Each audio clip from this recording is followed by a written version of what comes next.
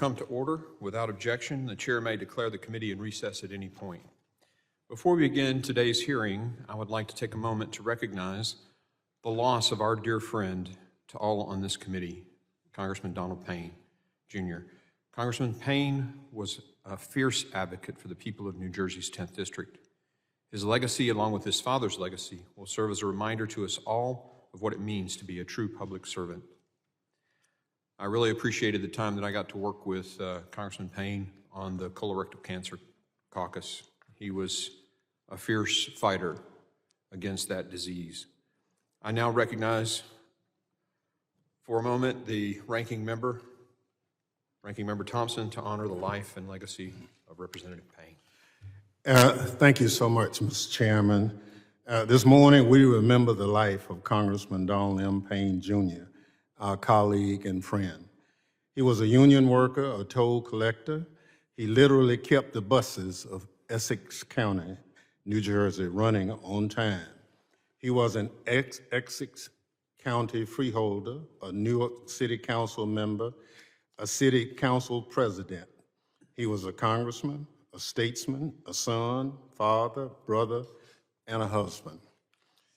With a kind heart, a closet full of bow ties, and a wit as sharp as his suits, Congressman Payne brought people together. But he also fought for what he believed in. He gave a voice to the voiceless. He never wavered. He never backed down. While we mourn the loss of our colleague and friend, we know his legacy lives on. Congressman Payne's legacy lives on the work he did in Congress, including right here in this committee, to make every child and every school in America safe. Because of Congressman Payne's advocacy, the Department of Homeland Security today reports to Congress on school security. Because of a law he authored, amply named the Homeland Security for Children Act, the Department of Homeland Security must plan for children's unique needs during disasters. His legacy lives on in the hearts of his wife, Bee, and it lives on in the bright futures of his children, the triplets, Donald, Jack, and Yvonne. We pray for their peace and comfort at this difficult time. Congressman Payne served in Washington, D.C., but his heart never left Newark's South Ward. Every moment he spent in the halls of Congress was in service to the people of Newark. Congressman Donald Payne, Jr. leaves a legacy to be proud of. May he rest in power and rest in peace. I yield back. I ask that the members of this committee join me in observing a moment of silence to honor Congressman Payne's memory.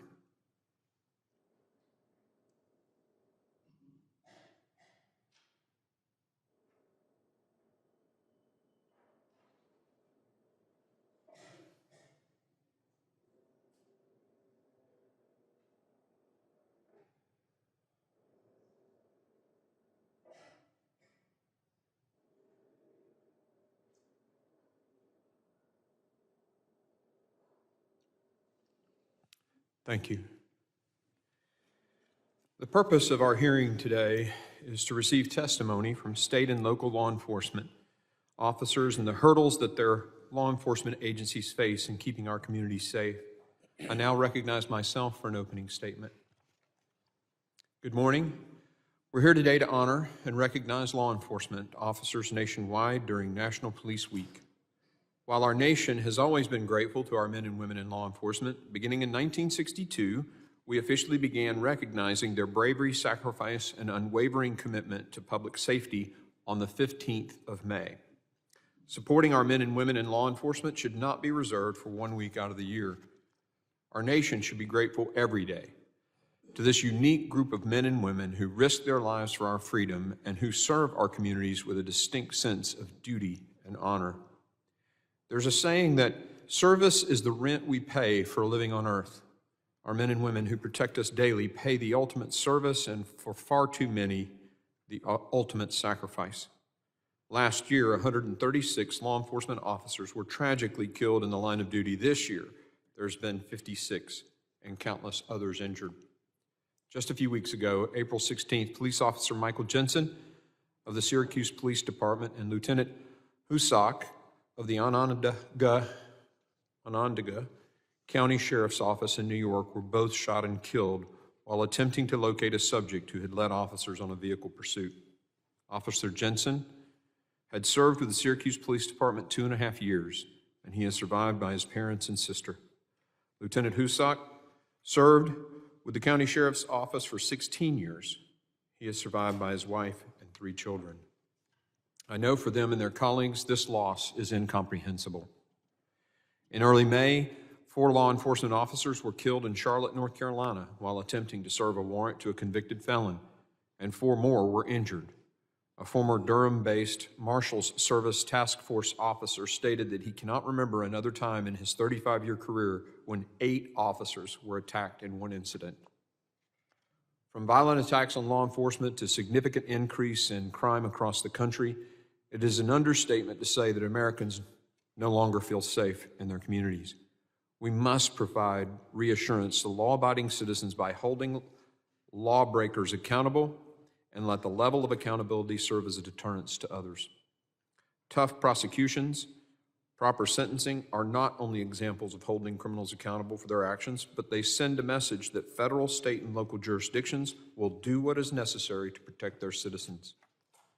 Even more important, this action will communicate to our law enforcement officers our appreciation and our commitment to equipping them with the resources required to fulfill their duties. Increasing crime rates and obstacles to prosecuting criminals are challenging enough, but dealing with these difficulties without adequate manpower and funding adds to the burden that law enforcement agencies across the nation are confronting. Law enforcement agencies are not only grappling with unprecedented challenges in recruiting new personnel, but are also contending with attrition rates and budget reductions.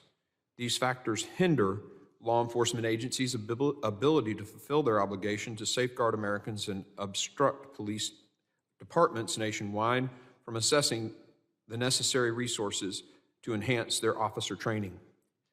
And so doing, these factors also increase the risk to the men and women of blue or in blue who risk all for us every day. By reducing law enforcement budgets, police departments will face the tough decision of either lowering standards or being unable to fulfill their hiring requirements.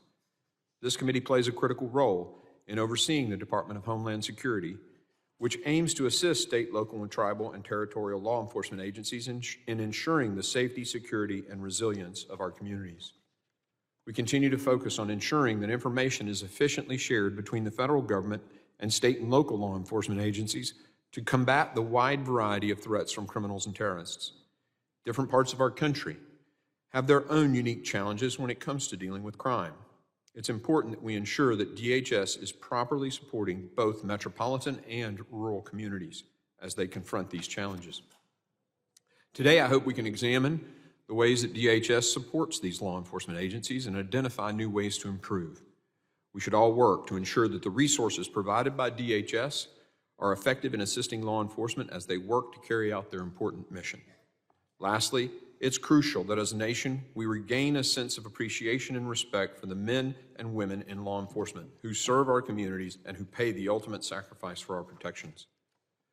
We have a distinguished panel of witnesses to testify about the daily challenges, successes, and strategies their officers encounter in dealing with various issues within their departments and communities.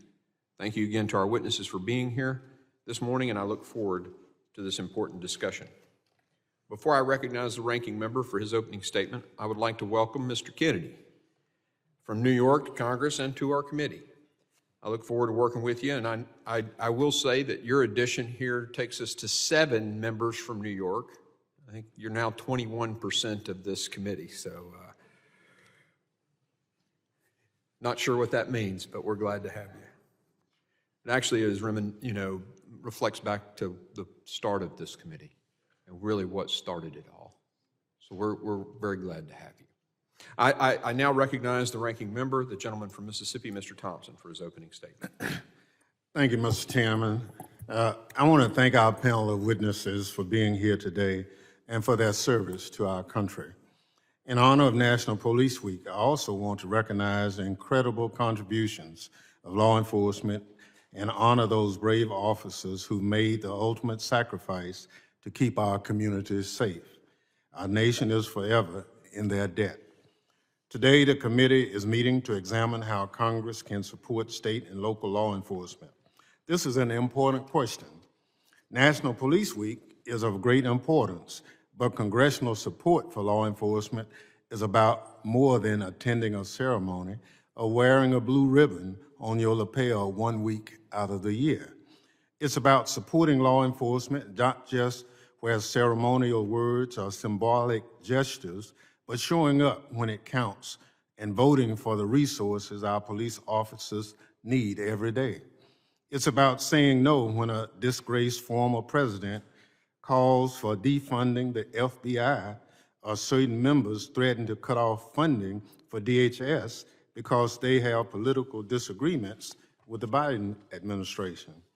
It's about keeping dangerous weapons out of the hands of those who would seek to harm our communities, our kids, our houses of worship, our supermarkets, our gathering places, and the police sworn to protect all of us.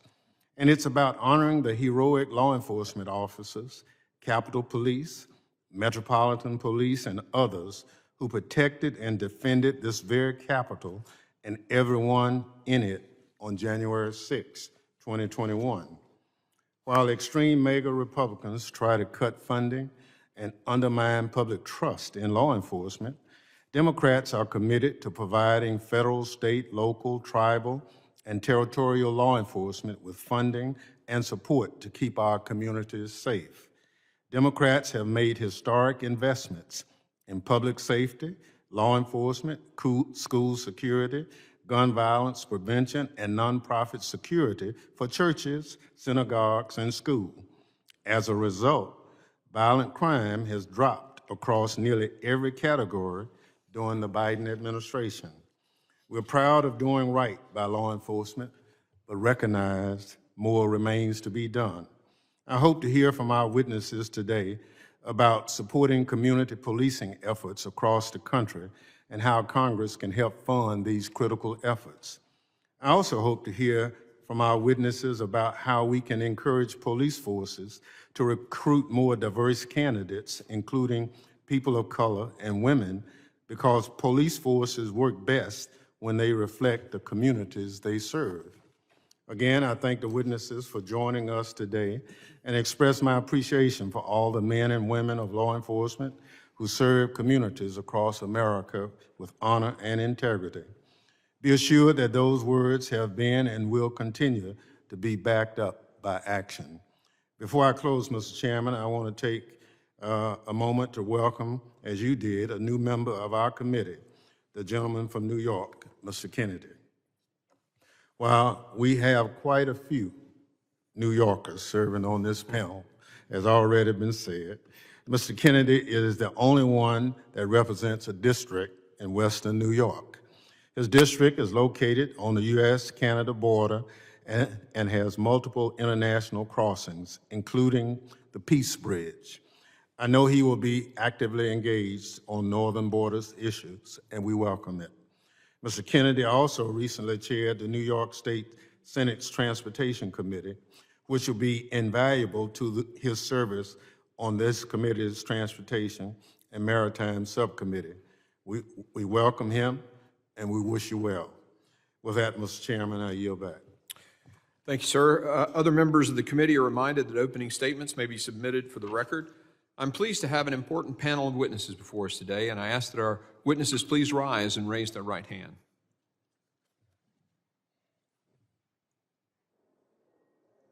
Do you solemnly swear that the testimony you will give before the Committee on Homeland Security of the United States House of Representatives will be the truth, the whole truth, and nothing but the truth? Let the record reflect that the witnesses have answered in the affirmative. Thank you. You may be seated. I'd like to now formally introduce our witnesses. The Honorable Gregory Mays serves as the Deputy Commissioner of Homeland Security for the Tennessee Department of Safety and Homeland Security. Prior to his appointment, Mr. Hayes had a distinguished career with the United States Secret Service, serving in a variety of roles that spanned a 25-year career. He holds a bachelor's degree from Auburn University, where he received his commission as an officer in the United States Navy through the Navy ROTC program. Following naval flight officer training, Mr. Mays was assigned to Patrol Squadron 5, where he was designated a patrol plane mission commander and completed multiple deployments, including numerous missions in support of Operation Desert Storm. Sheriff Mike Chapman was first elected Sheriff of Loudoun County, Virginia in 2011 and was re-elected to his fourth term in 2023. He directs the largest full-service sheriff's office in the Commonwealth of Virginia and employs approximately 700 sworn deputies and 200 civilian personnel, and serves a population of approximately 447,000 residents and an area of 519 square miles. Sheriff Chapman has been a leader in advancing proactive and successful law enforcement and community engagement programs. During his tenure, major crime decreased 37%, the greatest reduction of any jurisdiction in the Washington metropolitan area. He has also successfully led efforts in addressing the heroin and most recently fentanyl problems that have impacted Loudoun County. Mr. Michael Bullock currently serves as the president of the Austin Police Association. During his time as president, he has worked to address the recruiting and retention problems that have affected the Austin Police Department. President Bullock is a 6-year veteran of the Austin Police Department. Mr. Rodney Bryant serves as the president of the National Black Law Enforcement Executives. Prior to his work with the National Black Law Enforcement Executives, Mr. Bryant served 34 years in the Atlanta Police Department. During his career, he climbed the ranks, serving as a patrol officer, senior police, sergeant, lieutenant, assistant commander, and major. Highlights of his career include leading the command of the College Football Playoff Championship in 2018 and Super Bowl 53 in 2019. He retired in 2022 as the 25th chief of the department. I thank all the witnesses for being here today, and I now recognize Deputy Commissioner Mays for 5 minutes to summarize his opening statement. Thank you, Chairman Green and Ranking Member Thompson, for holding this hearing and for the invitation to testify with my fellow law enforcement leaders on some of the critical law enforcement and security issues facing the American homeland. The Tennessee Office of Homeland Security is a law enforcement agency with statewide jurisdiction. Our primary mission is to investigate threats to life, threats to our schools, to protect our state's critical infrastructure and major events, and to work with our federal, state, and local partners to prepare for and mitigate any threat to our state. Our department's overall mission is to serve, secure, and protect the people of Tennessee. We set about every day to accomplish that mission. As we gather here today during National Police Week to honor the fallen police officers across our nation, it's also a time for us to discuss or to focus on the challenges faced by local law enforcement and the threats to our homeland. My testimony will focus on 3 areas to highlight some successes and challenges, and I thank you again for the opportunity to be here. I would like to start with security in our schools. On March 27th, 2023, Nashville was rocked by a shooting at the Covenant School. 3 children and 3 adults lost their lives, in addition to the shooter, who was killed by police while she was still shooting at arriving officers from a 2nd-story window of the school. This shooting, so close to home, further steeled our resolve to do everything we can to prevent something similar from happening again. We approach school security in Tennessee by focusing on 3 main areas: physical security, door locks, etc. Sometimes the simple solutions are the best. Secondly, we must have proper response and training so that our officers respond properly, just as the Metro Nashville Police Department did at the Covenant shooting. And third, perhaps the most complex, we must investigate every credible threat and evaluate the subject's capability and intent to act violently. Research, such as the U.S. Secret Service's National Threat Assessment Center study, published in 2021, titled Averting Targeted School Violence, looked at 67 different averted school attacks. 94% of the school shooters told somebody they were going to do it. The other 6% in that study were behaving so oddly that someone else reported them. So we can take away from that in all cases, we, the collective community, need to have our ears turned and be listening and then respond when threats come to our schools. We encourage this type of reporting, and the Tennessee Office of Homeland Security operates a 24/7 threat desk.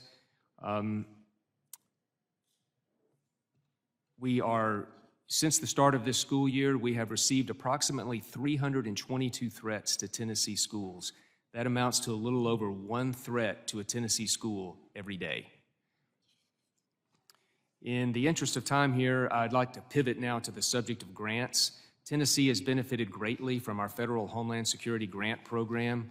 Funding for these state and territorial preparedness grants has dropped 44% since FY 2010, with a 10% cut alone in FY 24. We rely on these programs, state and local law enforcement do, and these grant programs save lives. As an example, on July 31st, 2023, a suspect attempted to gain entry to the Margolin Hebrew Academy in Memphis with the apparent intent to kill those inside this Jewish school. After unsuccessful attempts to gain entry through locked doors, the subject fired shots outside the school and fled. He was encountered by police a short distance away, was taken into custody after brandishing a weapon. The school credited the recent security upgrades as saving lives, and they wrote a letter to my office, and I want to read just a couple of sentences from it. Quote, "The implementation of the latest security grant," and he's talking about the nonprofit security grant from DHS, "the implementation of the latest security grant allowed us to reinforce our entrances with new doors and access control, ultimately preventing the shooter from gaining entry. Additionally, the cameras installed from the previous grant played a pivotal role in assisting law enforcement in locating and neutralizing the shooter swiftly." Again, these grant funds save lives, and as federal funding for these programs decline, the needs are increasing.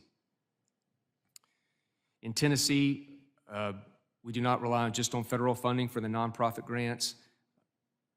We have a state-funded program, and as an illustration of how much of a need there is, last year we received $2.2 million in requests, and we far outstripping the $750,000 in state funds that I had to award. And in the interest of time, sir, I'll conclude my testimony there. Thank you. Thank you. I now recognize Sheriff Chapman. Thank you, sir. Thank you, Mr. Chairman, Ranking Member, and members of the committee. My name is Mike Chapman. I'm the elected Sheriff of Loudoun County, Virginia. I appreciate being invited to testify at this important hearing during this one of the most important weeks of the year for law enforcement. Loudoun County sits about 30 miles southwest of Washington, D.C., and is home to about 450,000 residents. I am in my 46th year of law enforcement, having served as a police officer and detective in Maryland, 23 years as a Drug Enforcement Administration as a special agent from coast to coast and in 3 foreign assignments, and over 12 years as an elected sheriff of Virginia's largest full-service sheriff's office, employing close to 900. Prior to being elected sheriff, I served 3 years as a law enforcement subject matter expert with Booz Allen. I bring firsthand knowledge of police work, federal experience, and private sector perspective, and the complexities associated with the elected office of sheriff.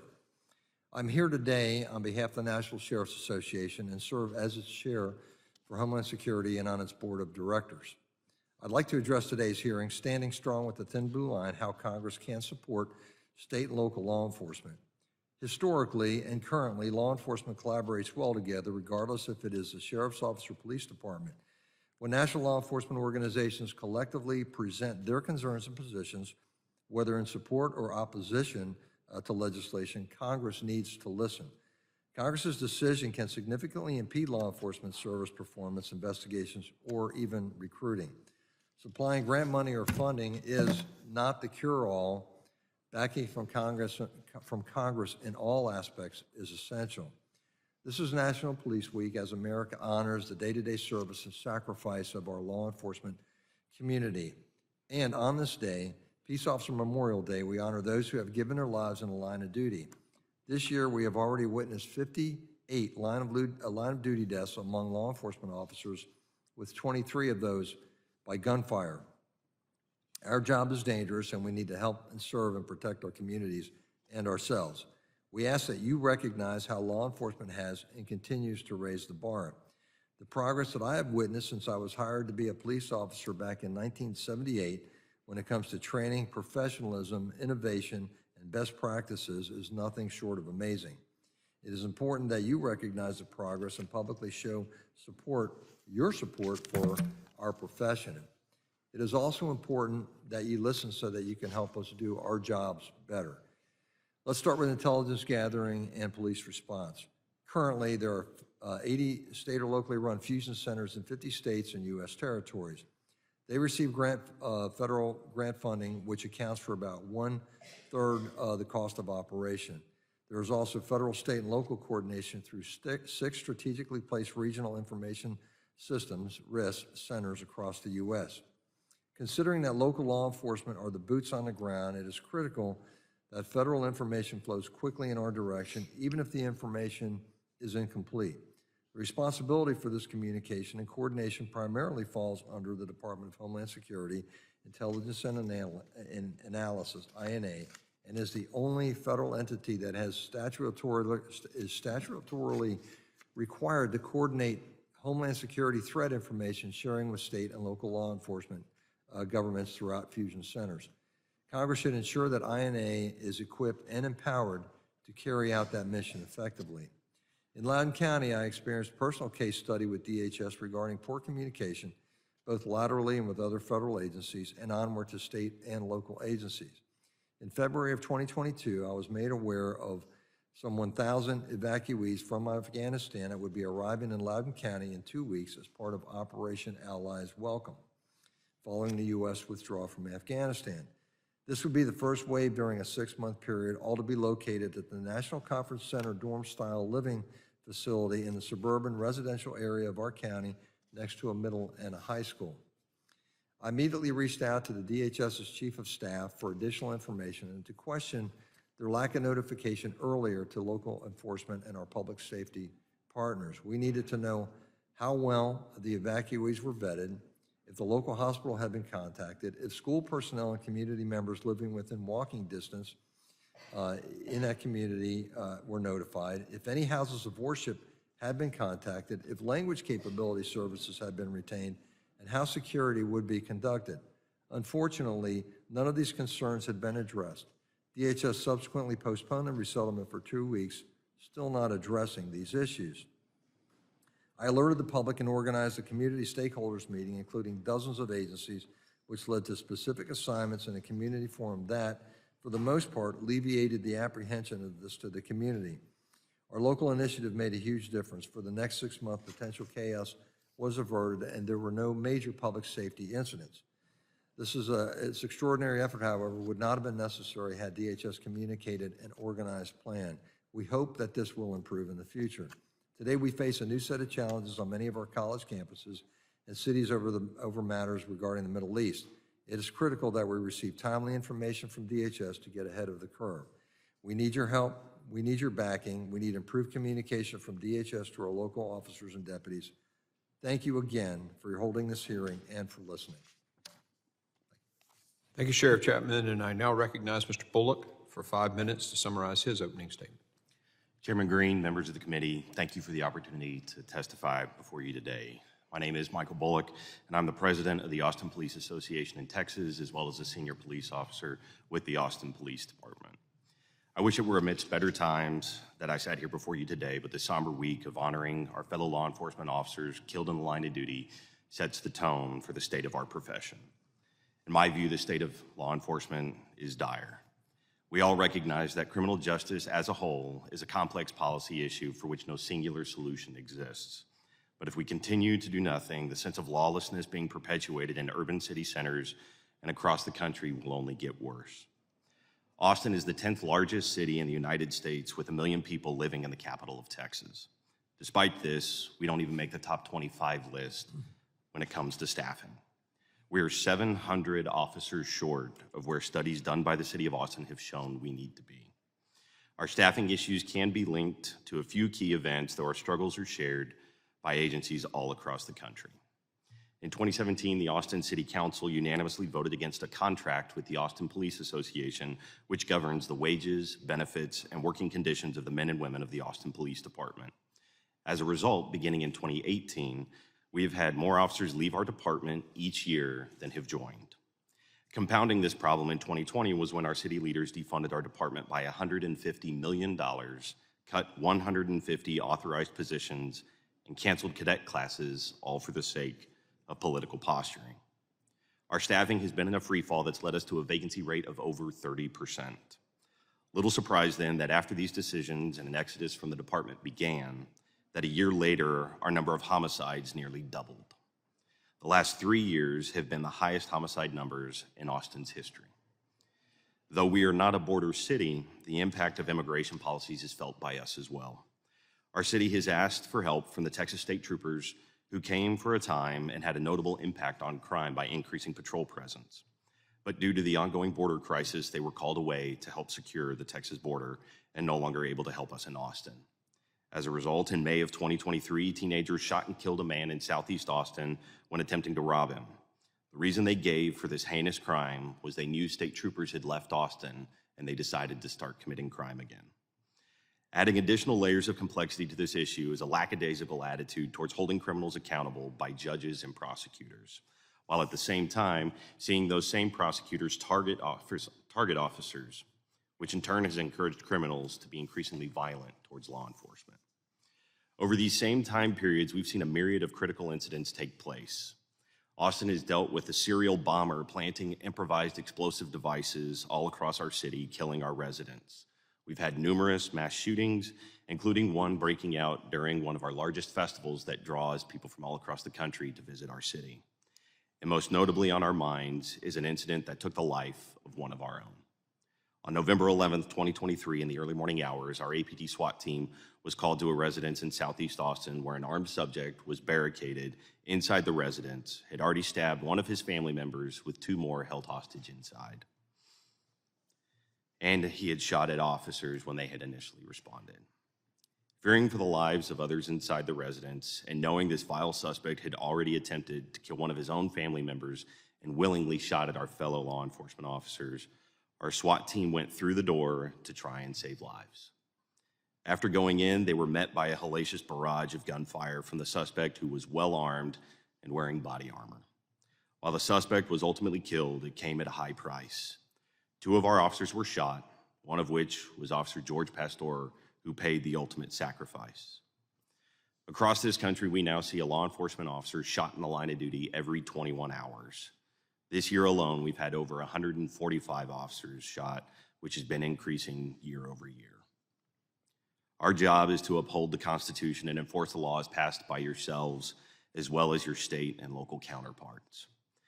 This is a charge that we take seriously and one we are willing to sacrifice our lives for. I sit here before you today, though, pleading for your help. We need help in addressing our staffing needs, support in enforcing our laws, providing better training resources, and transcending the political rhetoric to end the war on law enforcement and restore law and order in our country. The trends we see in Austin are not isolated, and if not reversed, I fear that lawlessness is all but inevitable. Again, thank you all for your time and for taking up this important matter, Mr. Chairman. Thank you, Mr. Bryant, for your testimony. Mr. Bullock, for your testimony. And I now recognize Mr. Bryant for his 5 minutes, summarize his opening statement. Mark Green, Ranking Member Congressman Benny Thompson, and committee members. I bring you greetings on behalf of the Executive Board, members, and constituents of the National Organization of Black Law Enforcement Executives, NOBLE. My name is Rodney Bryant, and I am the National President. NOBLE serves as the conscience of law enforcement by being committed to justice by action. NOBLE has 58 chapters and represent over 4,500 members worldwide that consist of chief executive officers, command-level law enforcement officials, and federal, state, local, county law enforcement agencies, and criminal justice practitioners. I have served more than 35 years in law enforcement profession in various positions of increasing responsibilities to include serving as a patrol officer and ascending all ranks to become the 25th Chief of Police of the City of Atlanta. It is an honor for NOBLE to provide written testimony on the topic of standing strong on the thin blue line, how Congress can support local law enforcement. I would be remiss if I did not recognize that this week is National Police Week, where we honor and remember those law enforcement officers who have made the ultimate sacrifice in the line of duty. In 2023, approximately 136 officers died in the line of duty, representing a 40% reduction compared to 2022. However, one officer is one too many. Noble will continue to stand vigilant and in solidarity with law enforcement in an effort to reduce the statistics. We invite Congress to join us in this noble pursuit. On April 29th, our nation experienced the deadliest attack against U.S. law enforcement officers since 2016. An AR-15 semi-automatic rifle and a .40 caliber handgun were deployed in Charlotte, North Carolina, shooting that resulted in 4 law enforcement officers being killed and wounding 4 others. I extend heartfelt prayers and condolences to the officers, families, agencies, and affected communities. Noble is very concerned about the level of gun violence in the United States, and specifically the correlation between violence and the proliferation of assault weapons and high-capacity ammunition magazines.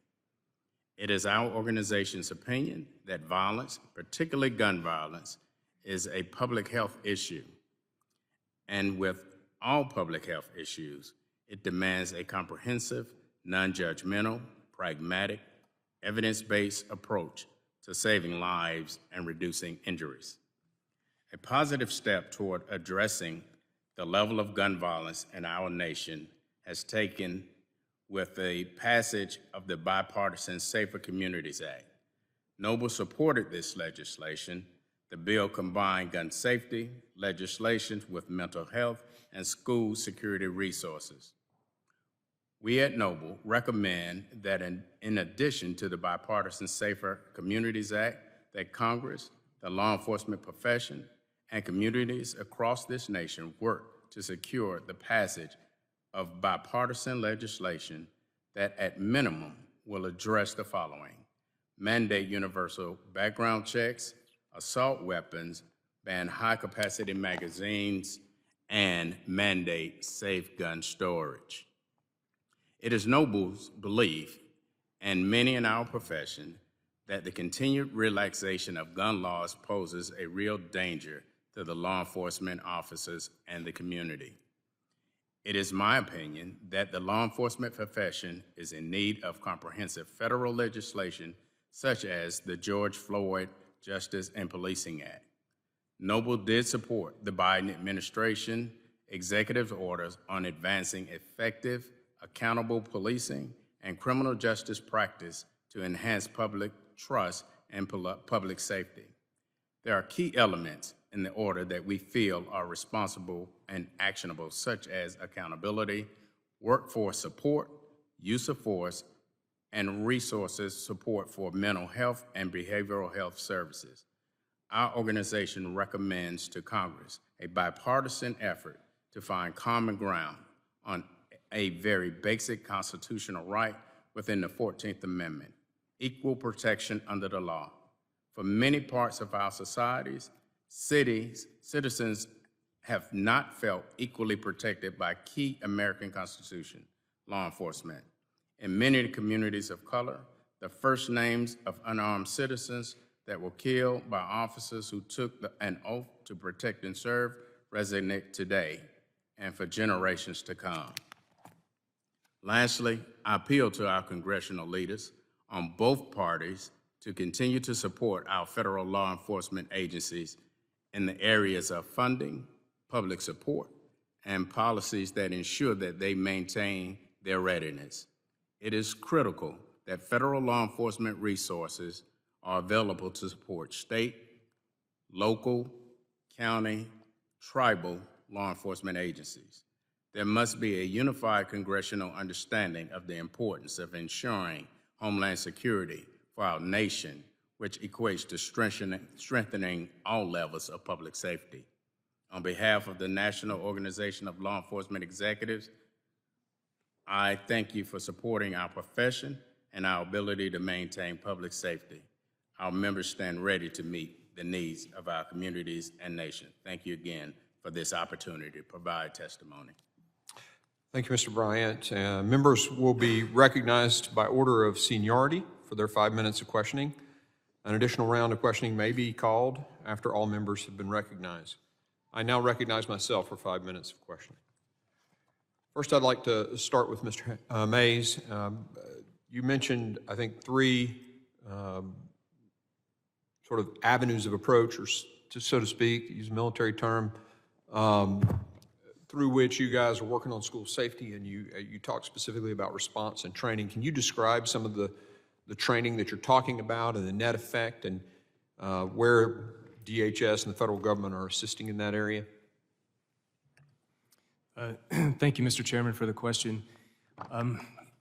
We learned, as a nation, we learned after the Uvalde, Texas school shooting what a bad response looked like, and we know from these shootings that the law enforcement needs to respond and go into the school immediately and stop the killing. Right?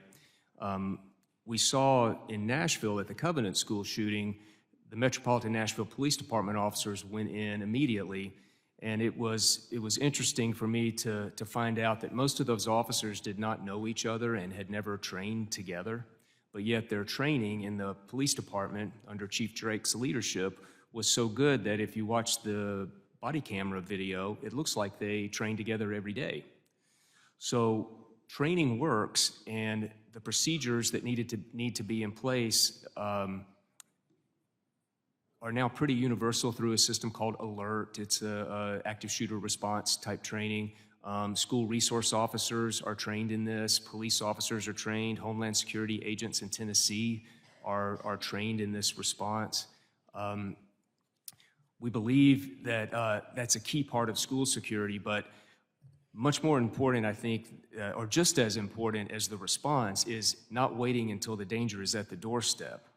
We, as I stated in my written testimony about the averted school attack study, we hear a lot of information about a planned school attack. We must go out and confront that threat and determine whether there is capability and intent before it ends up on the doorstep of the school. Let's see, recently came to the state and did a little bit of training. Was that helpful? Do you know about their trip to Tennessee and what they did? I do not, Mr. Chairman. I'm not familiar with that particular trip. I think they may have worked with THP on that. Thank you. Mr. Bullock, you described the impact of budgets, budget cuts, and the mass shortage of officers. What's the impact on the other officers, on the force, stress-wise, marriages, things like that, for these huge shortages of personnel? It takes a tremendous mental toll on officers. Just as an example, because of the severe shortages that we are experiencing, officers who are assigned as a detective that should be investigating major crimes like homicides, robberies, things of that nature, are having to work patrol shifts. So they're being sent back to patrol. Wow. And are diverted away from their assigned duties as an investigator in order to take 911 calls. And so they're having to do that on a regular rotation basis each quarter. So that does have a significant impact, as you mentioned, on mental health. It has an impact on family life. It adds another layer of unpredictability to an already unpredictable job. So we do see an increase in officers who may have issues at home that may deal with, alcohol use, a variety of other things that come as a result of increased stress. What about the rhetoric, sort of that there's been, it's died down a little bit, but, over maybe a year or two ago, this whole defund the police thing, how has that impacted morale of the force down at the as we'd say in the Army soldier level, but at the officer level?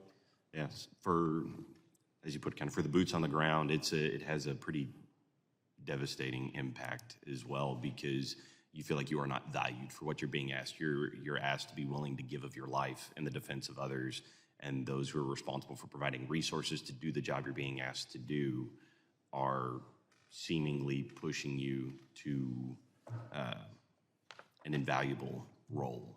So from that aspect, it does have an impact as well. And I will say, even though we have seen to a degree some of those funds restored, we do see some shell games that get played with that nonetheless, where the funding may seemingly be restored, but yet it's a responsibility that wasn't necessarily given back to the department. And so we're given the funds back, but it's not actually going to areas where we need it to go in order to recruit, retain, and provide the resources for officers to do their job. Thank you. I now yield, and I recognize the ranking member for 5 minutes of questioning. Thank you so much, Mr. Chairman. One of the questions, comments that ran through everyone's opening statement was the threat of violence that occurs in this country. And most of those threats have occurred with the use of firearms. Some of us advocate universal background checks for people who own guns. I'm a hunter. I try to get in the woods every chance I get, and every now and then I get lucky and bring something home. But I don't have a problem with whatever the requirements are to own that gun. So, you know, I'm a law-abiding gun owner. So I'd like to ask each witness their position on universal background checks to be able to purchase a gun. Mr. Mays? Thank you, Ranking Member Thompson, for the question. Whether it's background checks or extreme risk protection orders, whatever may be necessary, we would like to keep guns out of the hands of people who shouldn't have them. I've spent my career both in state law enforcement and as a Secret Service agent encountering people who are suffering from mental illness, people who are homicidal, people who are delusional, and they have guns. And we have very little tools available to take the weapon away. I'm not too worried about law-abiding citizens like yourself who go hunting. Sure. It's people who are of limited capacity or have bad intentions, and this is where the mental health piece and the law enforcement piece need to work better together. I've encountered people over my career who are admitting to me that they're mentally ill and depressed, and he's holding a pistol in his hand. And I have to call his dad to come up and try to talk the guy out of the pistol to give it to his dad because I have no way to take it away from him. These are the kind of challenges I have. I understand, and let me just say that what we did for the federal people in DHS, we passed a specific piece of legislation to help with the mental health of those people because we talked to the family members and other people who are distressed. Sheriff, can you address that? I have a large agreement with my colleague here. I think the biggest problem isn't so much, it's the people that are criminals that get the guns, and they don't necessarily get them, purchase them properly and the way they should, and with the background checks. We do have background checks, obviously, in the Commonwealth of Virginia, but I'd have to know the details, quite frankly, of exactly what you mean by universal background check. I think a lot of that's already done within the Commonwealth of Virginia, but my biggest concern is the fact that a lot of these weapons are stolen. They're stolen or used in crimes, and so you can do whatever you want. The fact of the matter is, I think we've got to hold these people accountable that use guns in crimes and prosecute them to the fullest extent of the law, rather than constantly trying to change laws that are really only going to impact the honest citizen buying a gun. So, Well, Sheriff, we won't debate it, but an honest citizen can get a gun. Right. And I'm just saying that if there's a dishonest citizen, and it may be 5%, 2%, that's one of those steps we can do to mitigate that. Mr. Bullock? I'd like to hit on what Sheriff just said, which is a large part of what we deal with is stolen firearms. I certainly understand the question about universal background checks. Coming from Texas, we definitely like our guns as well. I think that efforts are probably best spent in holding people accountable that are breaking the law very actively, including people that are knowingly using stolen firearms. Thank you very much. Mr. Bryant? Likewise, many of my colleagues, I think that universal background checks will assist us in the issues that we're seeing. In many instances, with the level of proliferation of guns that we're seeing on our streets, any aspect that can allow us to minimize what we're seeing will be beneficial, not just to the citizens, but to the law enforcement officers as well. Thank you very much. One more question. On January 6th, thousands of angry supporters who whipped into a frenzy by the former president marched on the White House to the Capitol, where they broke a police barricade, smashed windows, and assaulted police officers in an attempt to obstruct the democratic process. Over 140 officers protecting the Capitol were injured that day. 5 police officers died in the days and weeks followed. Mr. Mays, do you agree that this violence against police officers was unjustified? Absolutely. Thank you. Sheriff? Any violence against police officers doing their job should not be allowed in any sense of the word. So I agree that anybody that does that should be fully prosecuted. Mr. Bullock? Take the same stance. Anyone that commits violence towards law enforcement should not be tolerated. Mr. Bryant? I agree that any violence against police officers lawfully doing their job should not be tolerated. Thank you. Yield back, Mr. Chair. Gentleman yields. I now recognize the gentleman from Mississippi and the vice chair of the committee, Mr. Guest, for 5 minutes of questioning. Thank you, Mr. Chairman. To our witnesses, thank you for being with us this morning. Chief Bryant, before we begin, I was wondering if you could give the committee an update, if you have any, on the 3 officers in Atlanta who were shot over the weekend. Absolutely. Thank you so much for inquiring. All 3 are in recovery. I spoke to the chief immediately after that incident occurred.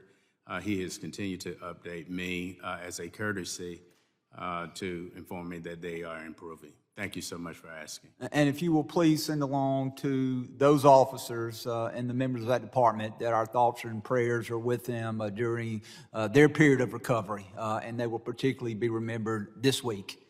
As we look at the headlines, I pulled some very brief headlines in preparation for today's hearing. I put in the search engine, officer involved shooting. One came up 3 a.m. this morning. New Mexico State Police and Roswell Police Department investigating an officer involved shooting that left a Roswell police officer injured. Headline from May the 12th. Police identify a man shot dead by law enforcement after opening fire in Amazon warehouse. The article says West Jefferson police have identified a man killed by police Sunday. The gunman was fatally shot by law enforcement after he shot a Columbus police officer. Also a headline from May the 12th. Euclid police officer dead after ambush shooting. The first paragraph said a first-year Euclid police officer in his 20s was shot dead Saturday night in what authorities described as an ambush after officers responded to a disturbance on East 211th Street. We referenced and just spoke of the 3 Atlanta police officers who were shot and injured this weekend as they respond to a call involving an armed gunman.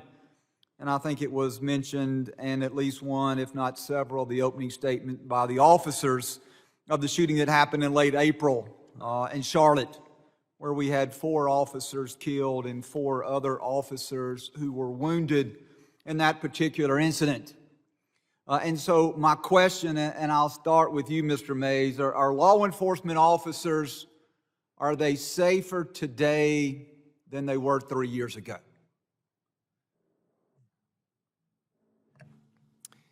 Thank you for the question. That's a tough one to answer. I have a sense that it's worse out there on the streets. That's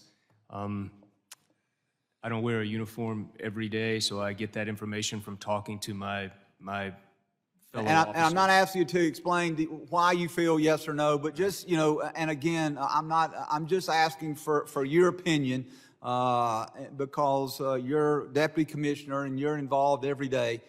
Do you feel the law enforcement officers are safer today than they were 3 years ago? Yes or no? No. Sheriff? No, I don't. And in fact, the FBI just reported yesterday that 79,000 law enforcement officers in 2023 were assaulted, and that's a 10-year high. So what that shows is an increase in assaults on law enforcement officers. So to answer your question, whether they're safer, we certainly are better well equipped and can save lives much better than we did in the past, but for sure, they're not as safe as they were in the past. Yeah. And very quickly, because I've got a couple other questions. Mr. Bullock, do you believe officers are safer than they were 3 years ago? No, sir. And Chief, do you believe they were safer than they were 3 years ago? As we see the increase in violence against police officers today, I would have to say no, due to the increases. Okay, and thank you for your answers. Two of the things I want to focus on very quickly, and I probably will only have the time to focus on one. First is the open border policies that we see. I know that was referenced particularly in your testimony, Mr. Bullock, about some of the challenges that you're seeing because of that. And though not referenced in other testimony, I believe that we can say that the open border policies has put a strain on law enforcement. But the other thing I want to touch on very briefly is rogue prosecutors. And I know particularly as it relates to you, Mr. Bullock, there's been some allegations in media, not by you, about the prosecutor there in Austin. But want to read this headline and talk on this very briefly, and this kind of capulates both. This is a CNN article. It says 7 people indicted in connection with assault on NYPD officers outside migrant shelters, officials say. The article, which is dated for the purpose of the record, is February the 8th. The article says 7 people have been indicted in connection with an assault last month on 2 New York police officers near Times Square, and authorities are working to identify 3 others who were involved. The indictments come in a case that has drawn attention in part because of the migrant status of at least some of the defendants, and because 4 of these named in the indictment were released last week without bail. Are rogue prosecutors, do they pose a risk to law enforcement in general? I'll let you answer just yes or no very quickly because I'm over time, and with that, I will yield back. Yes. Yes. The gentleman yields. Oh, wait. Can I answer the question? Yeah, Then I'll yield back? go ahead, sure. Yes, sir. If each of you would mind answering the question, then I'll yield back, and I apologize for being over time. Yep. Go ahead, sir. Yes, sir. Briefly. Yes, I agree. Absolutely. Not just to police, but to the community as a whole, yes. Thank you very much. I yield back. Gentleman yields. I now recognize the gentleman from California, Mr. Swalwell, the ranking member on our cybersecurity subcommittee. Police Week's always a bittersweet week in Washington, D.C. We remember the fallen, those who have given their lives in the service of their community over the last year, but also it's a time for fellowship and brotherhood and sisterhood of the profession to come together in our nation's capital. And just first want to honor the service of those who we lost last year. I want to thank each of you for your service, and wanted to just go through a couple of different incidents that this committee has focused on and this Congress has focused on, and just get your perspective. Do you agree, Mr. Mays, that the officers who defended the Capitol on January 6th are heroes? Yes, sir, I would agree. And how about you, Sheriff Chapman? Anybody that puts their lives on the line to make sure that they're keeping people safe is a hero to me. So I would agree that anybody that was assaulted, certainly by the rioters, were heroes. And how about you, Mr. Bullock? I would stand by the same words. Any officer that puts on this uniform lawfully doing their duties is a hero in my book. And Mr. Bryant? I am in concurrence that any person that puts on this uniform and honorably serve out their career is a hero, absolutely. And Mr. Mays, if you assaulted or physically harmed an officer on January 6th, does that make you a criminal? Anyone that assaulted an officer on January 6th and then is arrested and convicted is a criminal. Yes, sir.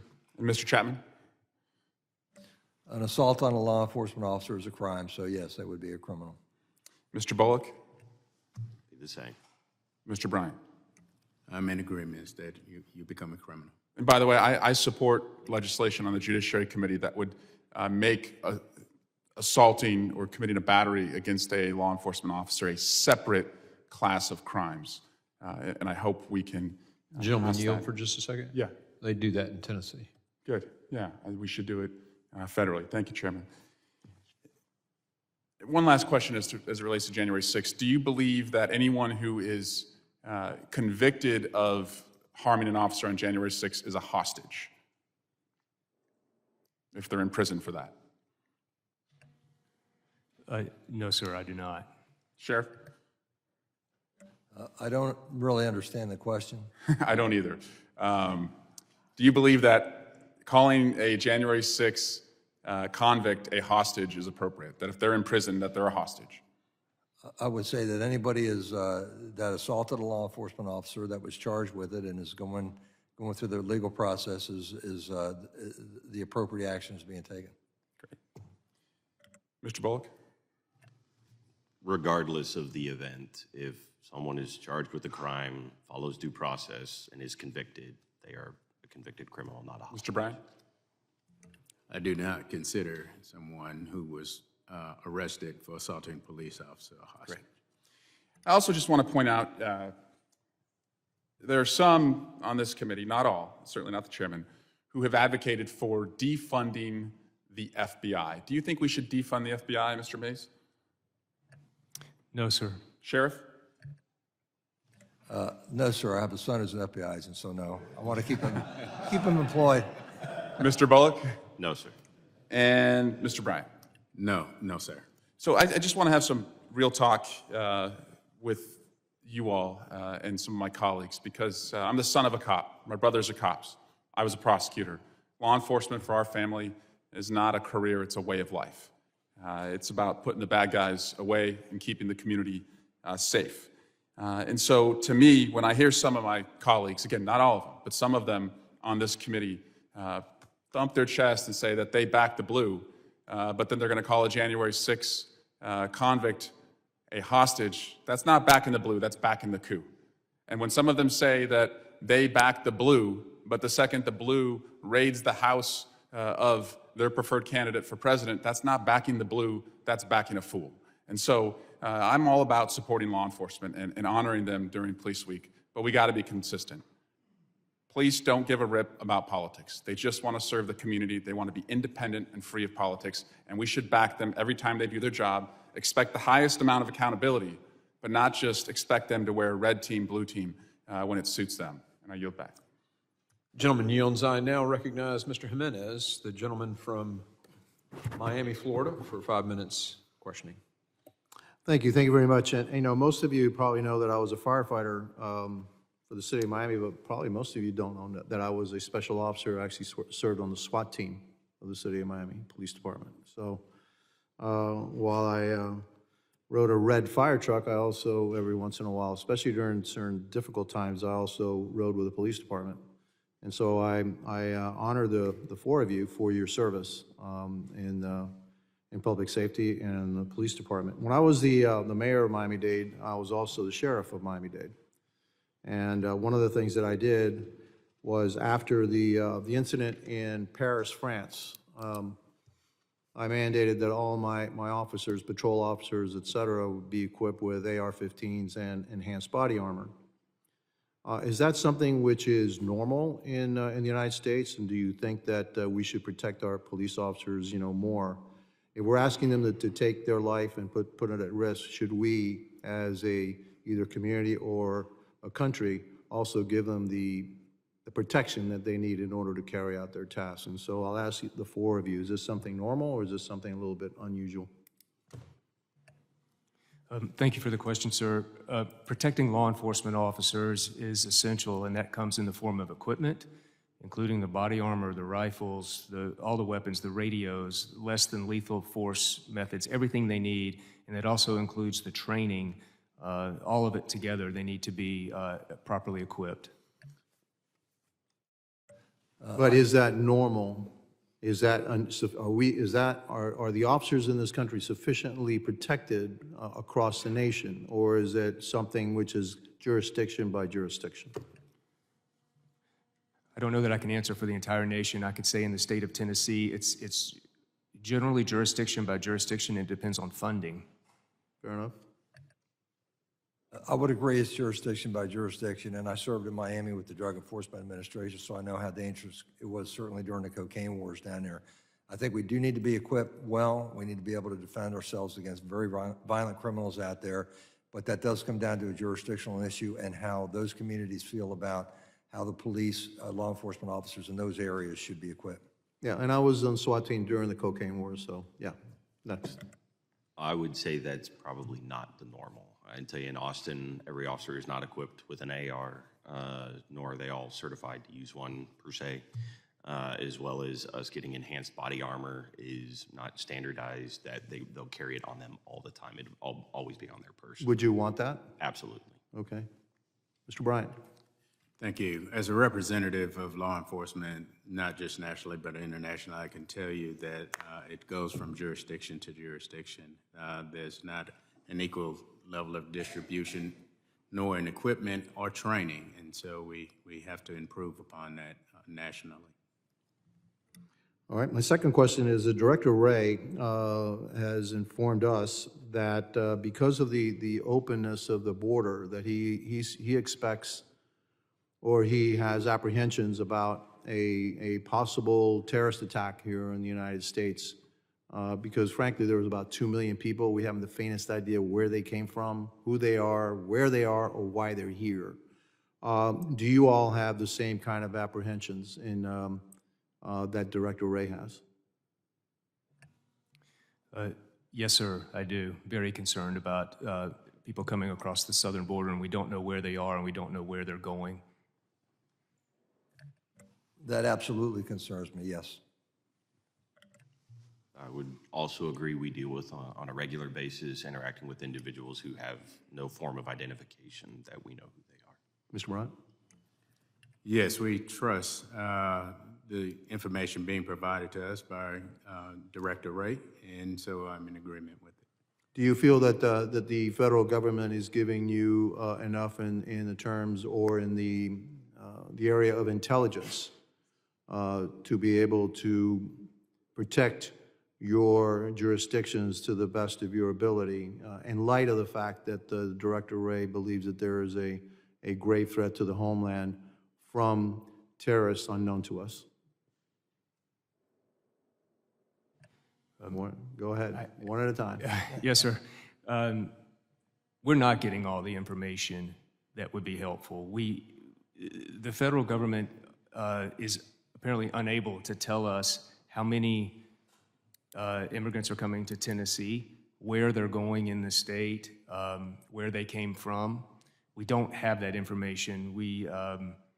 So if I don't even know how many are coming and where they're from, then how can I begin to understand what kind of threat they pose to my state?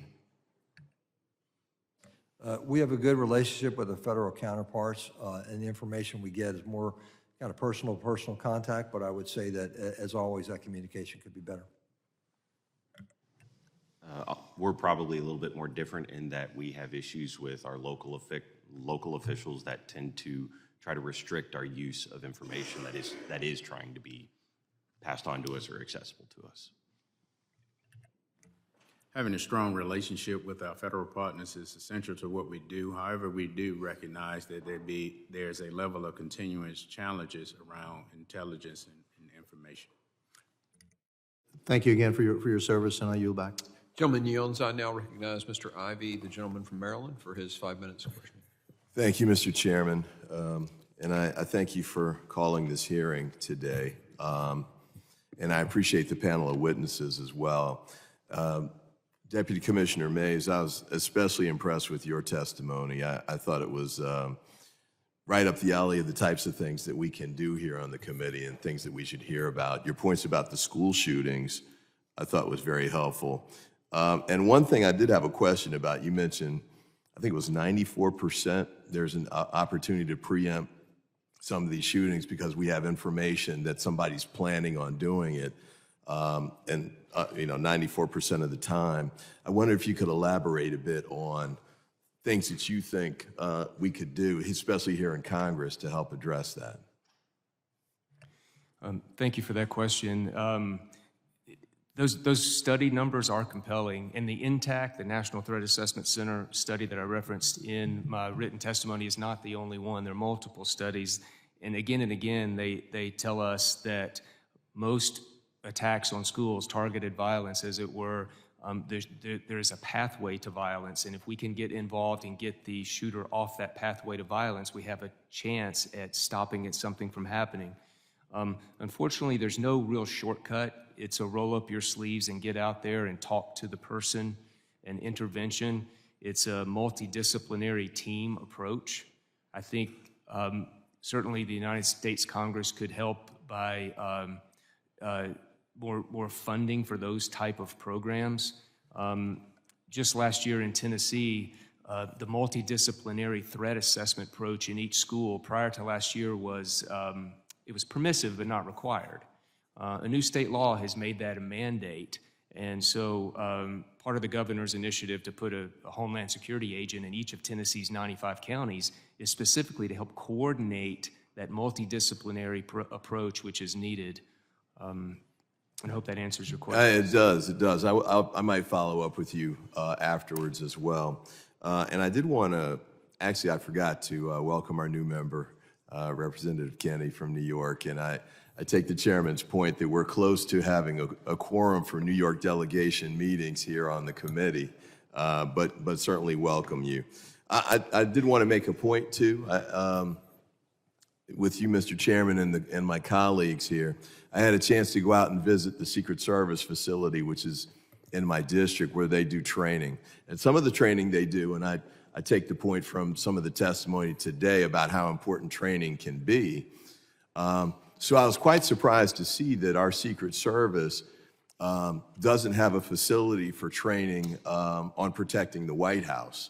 So when they took me out to show me what they do, they took us to an open field, literally, and they said, imagine the tree line at the back is the White House, and the road that we're on would be Pennsylvania Avenue.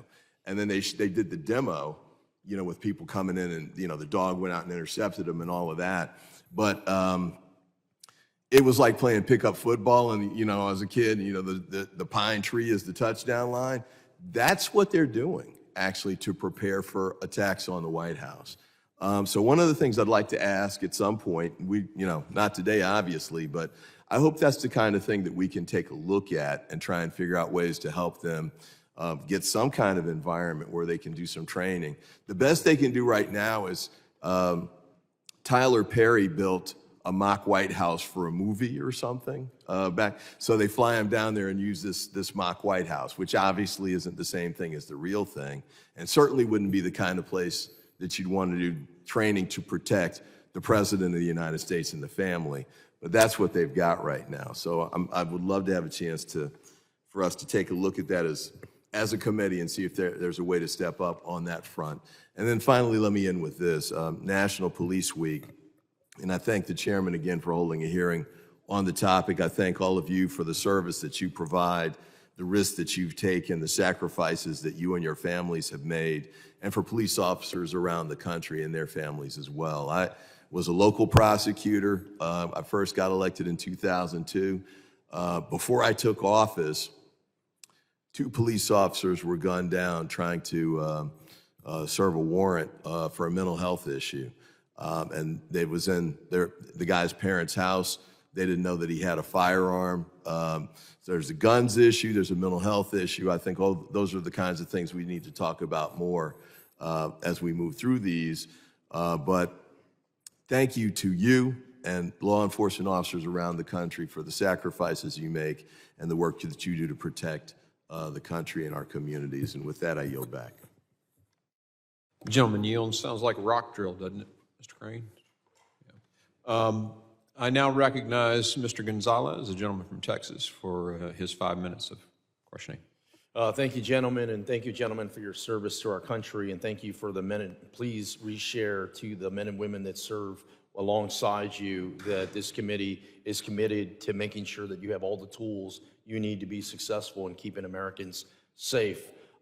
In particular, I want to thank Mr. Bullock. Justin Berry is a good friend of mine, an officer there in Austin, and I hear a lot about kind of behind the scenes what's happening. And in many cases, I feel as if you're serving behind enemy lines. And I want to take this opportunity to really tear into the Travis County District Attorney. I think that guy has done a terrible job.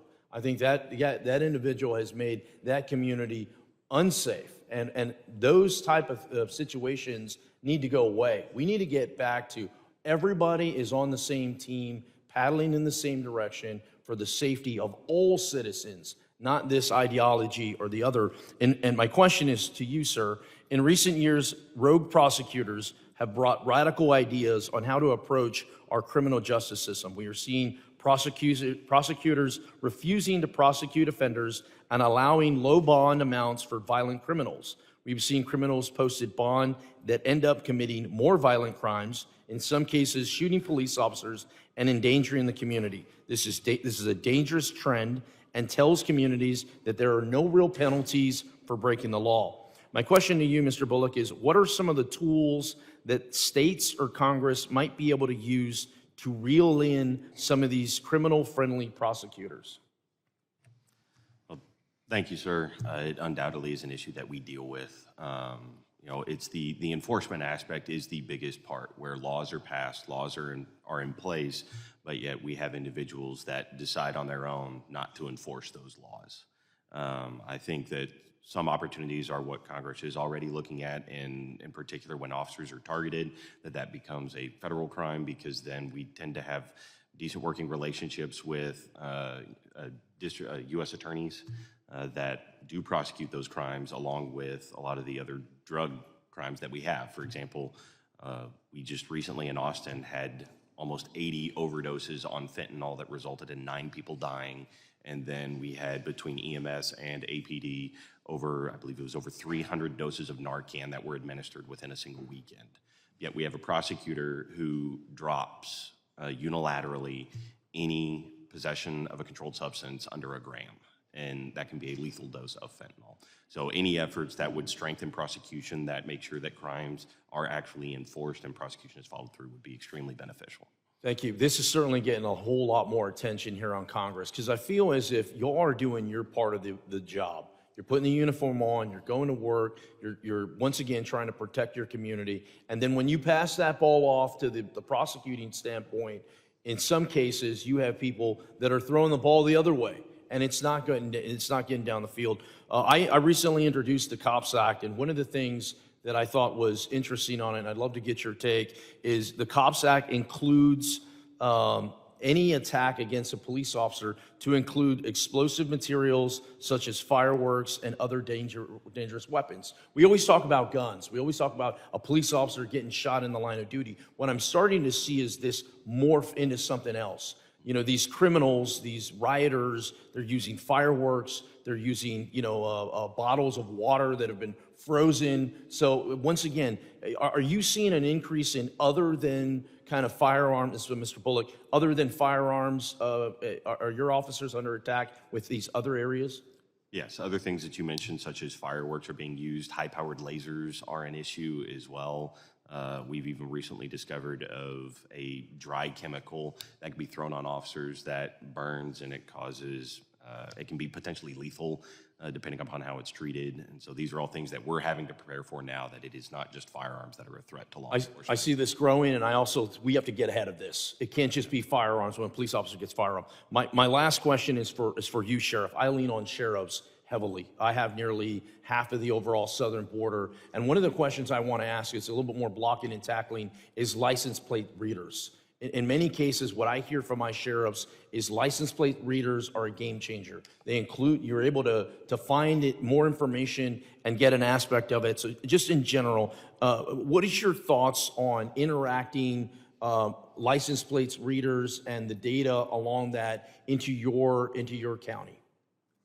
License plate readers are critical information that helps us solve crimes up and down the coast, anywhere in the area, gives us a heads up on any on anything that might have been like a crime that had already past occurred in like a neighborhood where we can go back then and track it, a license plate reader, and see who might have been in the neighborhood, and then you can get yourself a suspect and possibly prosecution based on something as simple as that. So they're critical to what we do. We need to have them. We need to have access to that information, and it really does help us quite a bit. Thank you, Sheriff, and I yield back, Chairman. The gentleman yields. I now recognize Mr. Garcia for his 5 minutes of questioning. Thank you, Mr. Chairman. I want to thank all of you for your service as well. I was mayor of Long Beach before I got to Congress for the last 8 years, and so I worked with our police department, obviously very closely. I'm really proud of the men and women that serve in Long Beach and police departments across the country. I also want to thank them for working in those 8 years to focus on also issues that I believe made the Long Beach Police Department focus on issues around diversity, around equity, around community policing, and other initiatives that really made, I think, our police department inclusive of the community. Now, we know that law enforcement and keeping people safe shouldn't be a partisan issue.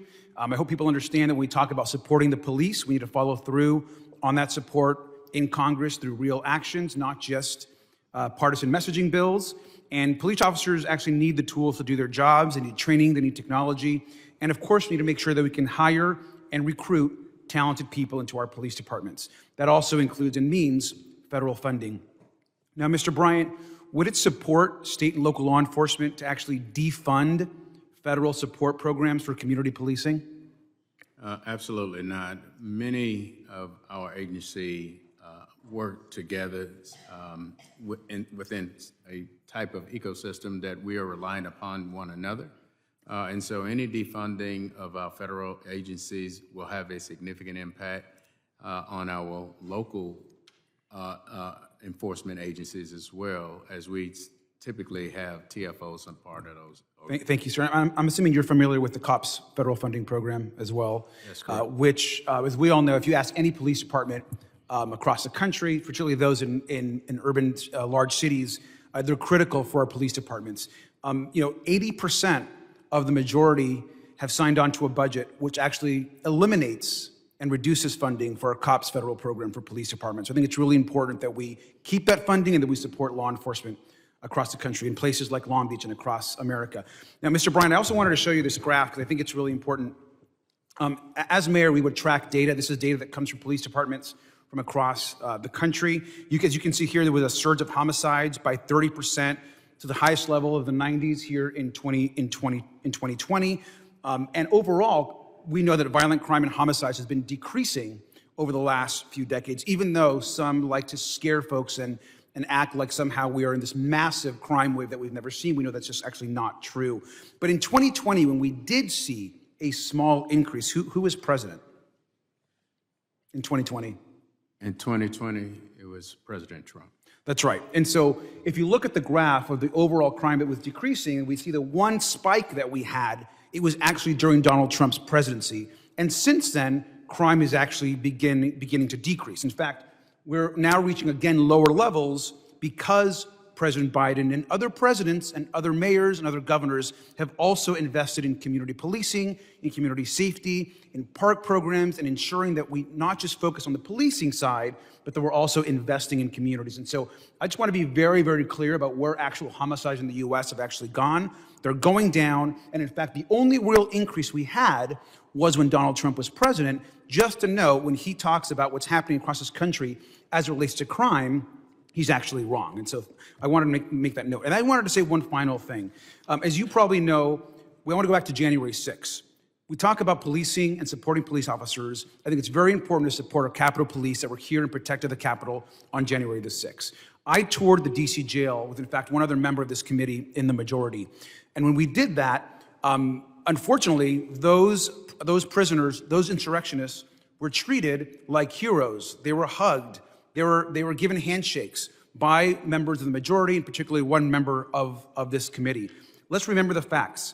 17 of the 20 that were charged at that jail were charged with assaulting police. 6 of them had already pled guilty, yet they are being called, in some cases, heroes. They are being called hostages by folks in the majority. In fact, this right here is a reminder, these circles, of folks that actually are in the DC jail that have been called heroes, that have assaulted police, that have done nothing but essentially commit an insurrection and treason against this country. So when we talk about supporting law enforcement, sir, we talk about ensuring that we support our police officers, it's very important that we support the Capitol Police and not the 20 people that are being held and that are being coddled, supported, and uplifted by some members of the Congress, which I think is shameful, disgusting, and has no place, and quite frankly, hypocritical as well. To conclude, I want to submit this profiles of the January 6 inmates of the DC jail, which is an article that just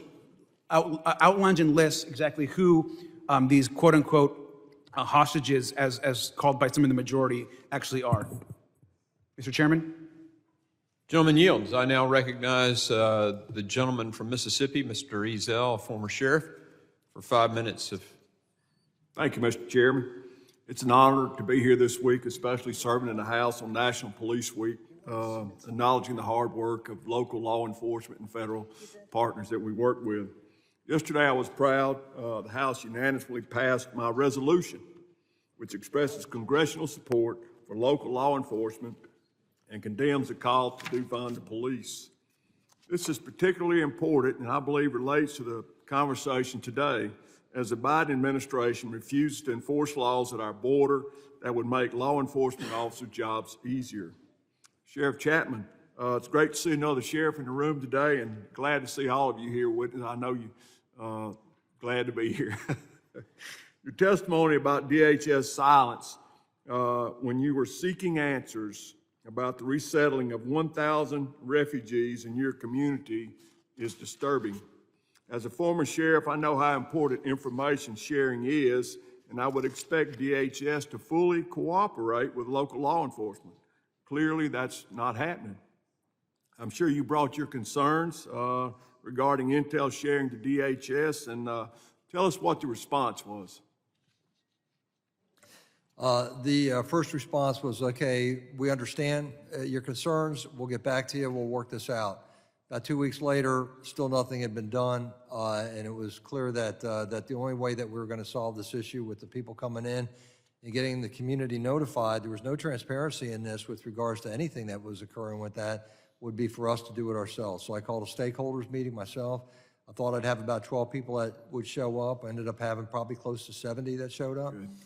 We went around the room, everybody from faith-based leaders to hospital members to fire and rescue to many three-letter agencies around the Beltway here, and we were able to put together a plan and do it, and then have a subsequent community meeting so that the citizens would know what to expect, what was coming in. So, in other words, everything that was handled that needed to be done was done at the local level with very little assistance until we had that community panel where they all came in, and then were able to, after we had already organized where we needed to go with that community panel, to then relay what was going to happen and how we were going to handle it.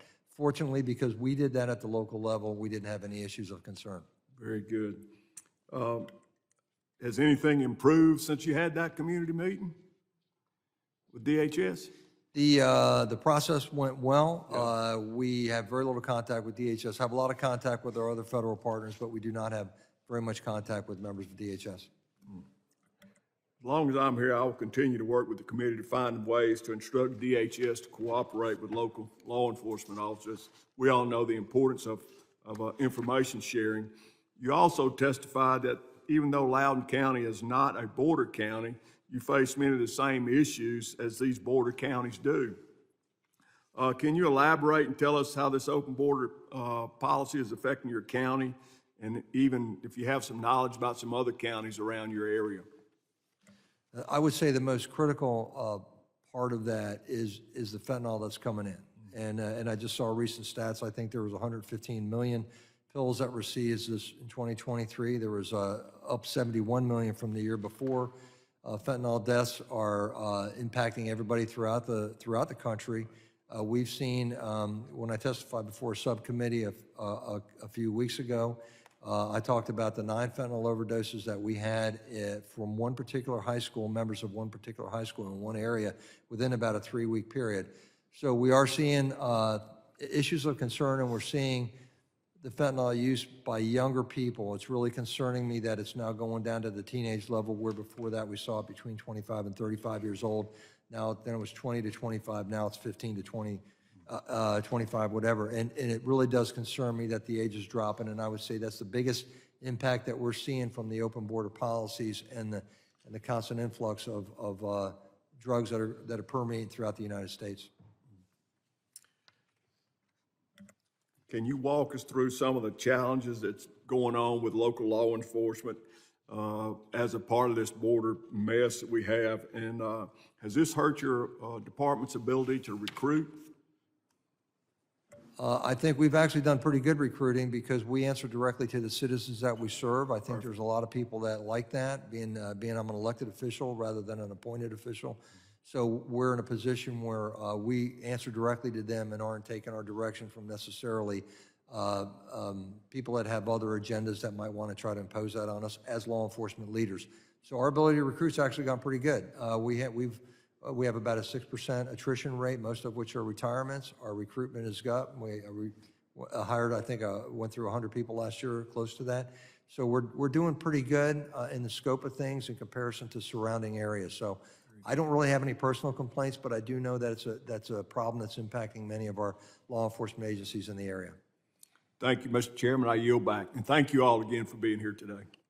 The gentleman yields. I now recognize Ms. Ramirez from Illinois, and you're welcome to. Oh, yeah, that's right. Thank you for the reminder. So ordered. Thank you. Yeah, I just want to make sure that we put in the profiles of the January 6 inmates into the record. So ordered. And you're welcome to introduce your guest if you'd like.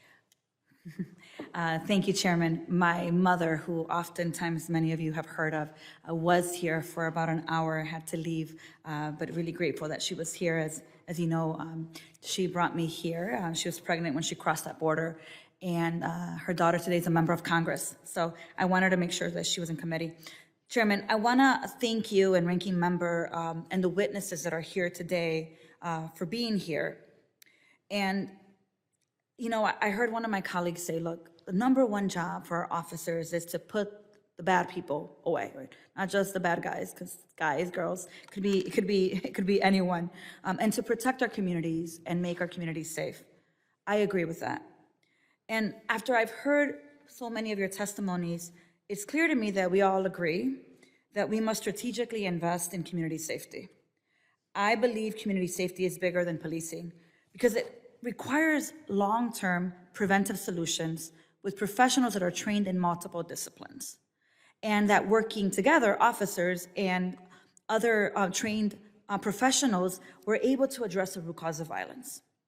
For years now, law enforcement has increasingly become the first responder and primary way that we address systemic problems.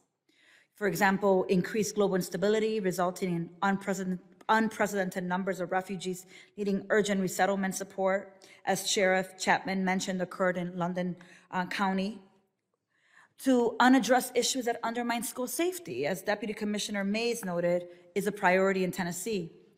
We have overburdened our public servants with tasks and crises that they're not equipped to confront, which makes them and our communities, right, less safe. And I believe as we're talking about where we are in this precise moment, I think we can restore balance in public safety ecosystem by investing in initiatives that allow professionals to respond to the crisis that they were trained to confront, not mental health crisis. President Bryant, I appreciate you noting how public health and safety require a comprehensive, non-judgmental, pragmatic, evidence-based approach that includes violence prevention measures. So I wanted to ask you, how would increasing the role of community members, healthcare providers, and other trained professionals in public safety response affect police departments? Thank you so much. Public safety is the responsibility of all citizens involved. And so when and I agree that law enforcement, primarily police, are typically the first responders to almost every given incident, which overburdens the profession. But allowing the community to play a significant part is very beneficial to what we do. Incorporating other professions in what we do, as stated in the space of mental health, I think will help us tremendously. Thank you, Mr. Bryant. You know, Chicago, I represent, I believe, one of the greatest cities in the world, Chicago, and it's been working to right-size the role of police.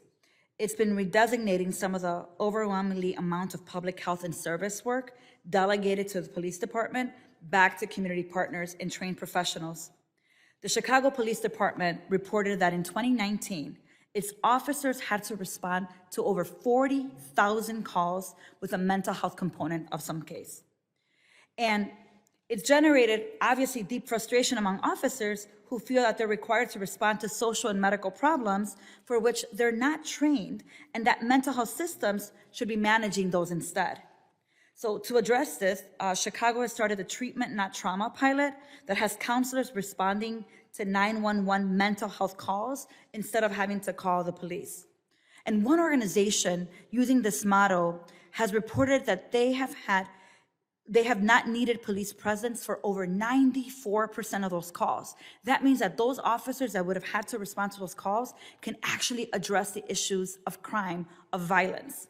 And because of community intervention programs, my own district has seen a 50% reduction in shootings and homicides. So as I think about that, and I think about our officers, one of the things that I want us to think about is how do we make sure that you have the resources you need, the partners you need to do this work, and that you are able to put the bad guys and the bad women behind bars while focusing on also protecting our communities. That's why, to me, as we talk about Police Week, I want to make sure that we continue to incorporate community policing and partnerships so that we do what we all care about: reduce crime and have communities that are safe. With that, Chairman, I yield back. Gentlelady yields back. I now recognize myself for 5 minutes of questioning. Thank you all for being here today, and I thank the ranking member and the chairman, Green, for holding this hearing. President Bullock, I want to start with you about recruitment retention. In your testimony, you discussed how your department is 700 officers short of where staffing should be. One of the reasons you attribute this shortage was the city of Austin's defunding the police department by $150 million. As you mentioned, in Austin's case, political posturing has led to the defunding of countless police departments across the United States, which has increased crime and eroded public safety. Austin continues to be one of America's fastest growing cities.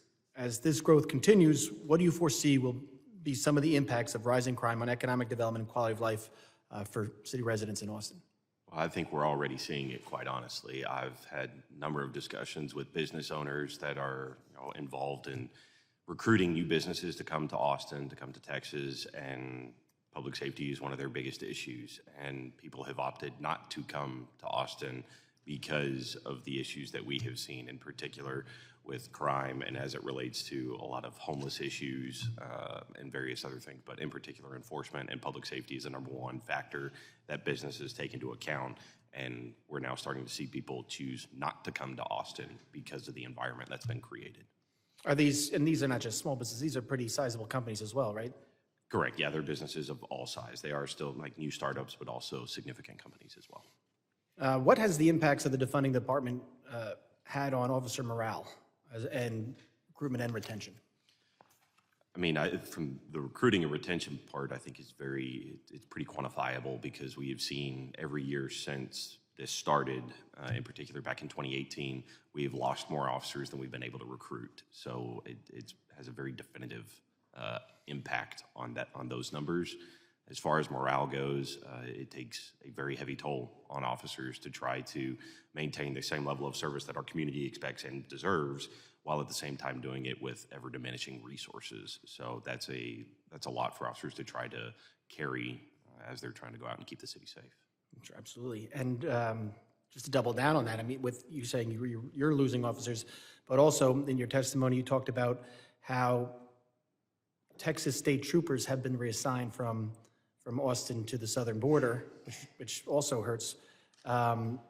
What impact has that had on public safety in Austin, the reassignment of the state troopers? When they were assigned to be in Austin, they had a notable impact, in particular in areas where we had seen increased call volumes. We'd seen increase in 911 calls and criminal activity. So being able to go and suppress that activity by an increased presence of state troopers was very beneficial, in particular as we have dealt with in recent years street takeovers state troopers being able to assist in curbing that issue. And when they left, we saw spikes. A study was actually done as well as it related specifically to traffic fatalities, where there was a notable increase that as we dealt with a decreased level of patrol activity and traffic enforcement, we saw, I believe it was around a 60% increase in traffic fatalities that occur as a result of the lack of enforcement we're able to do. Yeah, so you actually just answered my next question. So the reassignment has had a heavy impact on the ability of Austin Police to protect the public, because you don't have enough people responding. So the thin ranks really does have a negative impact on what you can do. Yes, sir. I appreciate you being here. Deputy Commissioner Mays, I want to ask you a question about interagency coordination. Collaboration and sharing information among law enforcement agencies plays a crucial role in mitigating the threats. Since 9/11, there's been a growing trend of agencies working together to promote transparency and exchange of information. In what ways does the Tennessee Office of Homeland Security coordinate with state, local, and federal law enforcement agencies to address security concerns, and how has your experience been working with them? Thank you for the question. We coordinate several different ways. I would say at the forefront is the Tennessee Fusion Center. One of the other witnesses mentioned there are 80 fusion centers around the nation and in the territories. Tennessee has one fusion center, and we have state, local, federal partners that participate there. We've also embedded Tennessee Office of Homeland Security intelligence analysts in the intelligence units of police departments around the state. We found that that's a good way to be present and to learn. For example, we have someone in the Memphis Real-Time Crime Center that gives us a good idea of what's going on in Memphis better than we can ascertain from sitting in Nashville. And then the other really important thing I would say has to do with just personal relationships and in investing in those relationships before something bad happens. On the Christmas Day bombing in Nashville in 2020, we were opening presents with my kids, and I got a phone call that a bomb went off in downtown Nashville and blew up most of 2nd Avenue. When I responded downtown, everyone was there, all the federal partners, all the local and state law enforcement agencies in the area, and I knew personally the leader of every one of those agencies that we had met before and discussed responses before. The only one I hadn't met was the agent in charge of the ATF, because he had only been on the job 2 weeks, right? So those are the ways we cooperate, and we do it daily. I appreciate it, Commissioner. I'm out of time. I now recognize the gentleman from New Jersey, Mr. Menendez, I'll give you 5 minutes. Thank you, Chairman. I'd like to begin by thanking our witnesses for being here this morning and for the work you and all of your colleagues do every single day to keep our communities safe. And this week, and in this committee, I want to focus on some of the bipartisan things we've been able to achieve in this Congress. And some of it thanks to our cyber subcommittee led by Chairman Garbarino and Ranking Member Swalwell. Deputy Commissioner Mays, during your testimony, you touched on the importance of collaboration in responding to cyber-related incidents. How does Tennessee Homeland Security support capacity-building efforts to ensure that state and local agencies have the resources and expertise to effectively respond to cyber-related incidents? Thank you for that question, and it's many people already know we are in a cyber conflict right now with nation-state actors. There are cyber attacks, ransomware attacks every day. We partner with the federal government, CISA. We're very appreciative of the federal cybersecurity grant. Tennessee has set up a state cybersecurity council where we are making decisions. The Office of Homeland Security has a seat at that table where we are making decisions on where to put that money to get the best use. We are partnering with, one of the innovative things we're doing is partnering with our Tennessee colleges of applied technology, like trade schools, so that we can, we sponsor cyber security training. So these students coming up learn about cybersecurity training, they get a chance to work with us and can maybe pursue a career in that. The cyber issue is very complex, and it's going to take a full nationwide effort every day to be successful there. Yeah, and I'd love to learn more about that program because we talk a lot about building the pipeline of cybersecurity professionals because we're going to need them at every level of government. So I appreciate the collaboration that you've done there. President Bryant, thank you for your testimony this morning. Given the prevalence of mental health crises and law enforcement interactions, how can agencies better collaborate with mental health professionals and community-based organizations to provide appropriate care and support for individuals in crisis? Absolutely. I think that what we have to do is really come to the table and have a more in-depth conversation on how we can work more collaboratively together. One of the things, and clearly my colleague can attest to, is that many of our county jails and prisons have now become a subset of a mental hospital.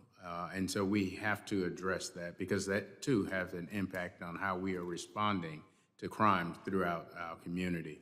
And so having the ability to come together and come up with a more in-depth way to respond to the community will be beneficial. I think it would also be helpful for you as well to continue your primary function by shifting some of those responsibilities away to either community-based organizations or people who are trained professionals in the mental health space. Would you agree with that? Absolutely. I think in many instances, law enforcement officers are just ill-equipped to address the mental issues that we are encountering on the street. And when it becomes a bad situation, it becomes even worse for the community. Well, if you see any best practices, please come back to us and let us know so we can work on them at a federal level.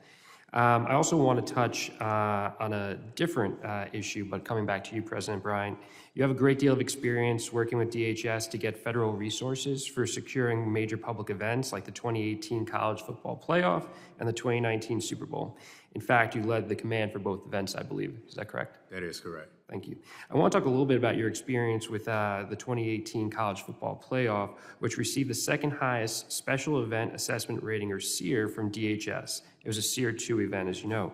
That SEER 2 rating brought some federal interagency support to Atlanta, which helped your law enforcement team ensure the safety of everyone at the championship game, including the president. The DHS SEER program has never been authorized by Congress, but my colleagues, Ms. Titus of Nevada and Mr. Hudson of North Carolina, have a bipartisan bill that would authorize the SEER program, streamline the rating process, and make the program more robust. It is obvious to me that SEER is an important tool to help state, local, tribal, and territorial law enforcement keep these large public gatherings safe for everyone. In the time that we have remaining, what, in your opinion, can Congress do to support law enforcement in these efforts? So to improve upon this, I think, again, having the collaboration of all our federal partners, state and local entities coming together to address any large-scale event is very beneficial to the community as we serve. I had the privilege of leading both events, and having a strong relationship with our federal partners was very beneficial to ensuring that both events went off very peacefully. I appreciate that. Thank you all again so much, and I yield back. The gentleman yields. I now recognize Mr. D'Esposito from New York for 5 minutes questioning. Well, thank you, Mr. Chairman, and good afternoon, everyone. Thank you for being here, and thank you for your service to law enforcement and to this country. Mr. Bullock, you mentioned that even though you are not a border city, the impact of the Biden border crisis has been felt in cities and counties throughout the country. And I think that we could agree that we've witnessed every state become a border state, every city a border city. The mayor of the city of New York actually said that the migrant situation would, quote, destroy New York City. So I want to ask you, what impact has the border crisis had specifically on your officers? So the few specific examples that I have is one we did because of our staffing crisis. We were relying upon state troopers to come in and to help us in order to support our patrol efforts and in order to tamp down violent crime. As a result of what's going on at the border, they were diverted away from helping us in order to go and help secure the southern border. So that took away additional resources that we had as a department to try to help the citizens of Austin. We also deal with it on a fairly regular basis, whether it's as a victim or as a suspect, difficulties in identifying people. We have people who come and all we get handed is a passport card, a matricular card, a voting card that tells us nothing about where they're living currently in the U.S. And so our officers can encounter difficulties in investigations and trying to identify people where they are. And like I said, that could be either as a victim or suspects. You know, we do have people who come here legally that are engaged in both.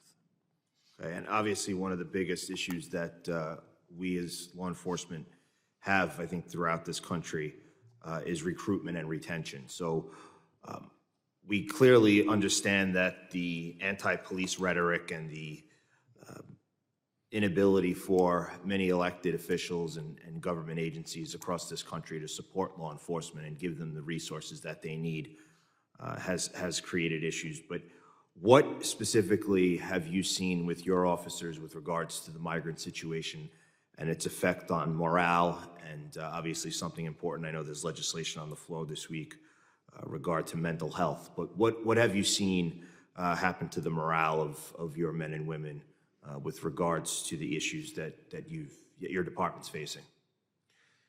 I think the number one recruiting asset that we have are the officers that are currently with the department. And when they don't feel valued and when they don't feel like they are appreciated, it's very unlikely they're going to encourage anyone else to undergo the same mental stress.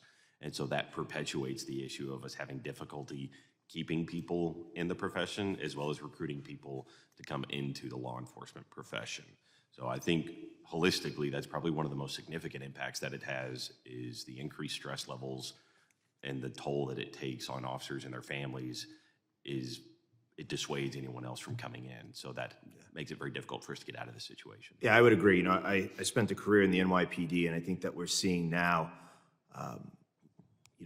that's fire departments, police departments, they're careers that are generational. And when you see individuals whose grandfathers and fathers and great-grandfathers all served in the New York City Police Department, and they're telling their children not to join the ranks, I think that we have a serious issue. Also mentioned in your testimony, you talked about the fact that you don't have a sufficient amount of officers and that your department was previously defunded by $150 million, cut 150 positions, and canceled recruitment classes. Obviously, Austin's not alone. In places across New York, luckily not in Nassau and Suffolk County, but there are members of the city council in New York City who would love nothing more than to defund the NYPD. So it really goes back to the question that I really have in the last 45 seconds is, what can we do better as Democrats, as Republicans, as Americans? What can we do to help departments? And I know the answer, but I think that people need to hear it. What can we do to help law enforcement agencies, from the big ones like the NYPD and the LAPD to the small ones in small towns? What can we do to help make sure that you have not only the resources that you need, but that you have the officers that want to join your ranks? I mean, the resources is obviously the biggest thing. It's support. It's making sure that officers know that the work they do is valued, that the work that they do has meaning to it, and that another member mentioned it earlier, that officers aren't too interested in politics. We want to go out, we want to do our job, and we want to be able to do that without being used as political pawns in other people's games. And that's what we deal with rogue prosecutors and a variety of other different ways. So the support is the biggest thing, as well as, quite honestly, addressing some of the things. We may not have an issue if funding were taken away, if responsibilities were taken with it. If some of the mental health issues were taken on by other agencies and not given to us, it may not be as big of an issue. Well, thank you. My time's expired, but I appreciate all of you, and I value you, I appreciate you, and I hope you all stay safe. Mr. Chairman, I yield back. Gentleman yields. I now recognize Mr. Swazi, the gentleman from New York. Thank you, Mr. Chairman. Let me first start by welcoming my colleague, Senator Tim Kennedy, now Congressman Kennedy, to Washington. He's a great public servant. He's done a fantastic job in New York State, and I know he'll do a fantastic job here in the United States Congress, and he's going to make a lot of friends here because of the seriousness with which he takes his job. I want to thank all the witnesses for being here today. We really appreciate the time that you've taken to help to educate us.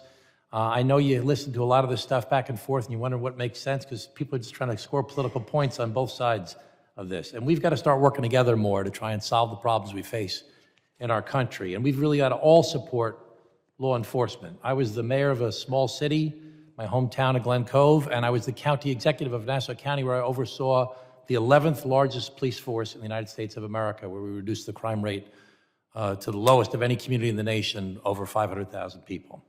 And I know what an important job you do. I know the challenges you're facing right now because of all the attacks that have been made on law enforcement over the years.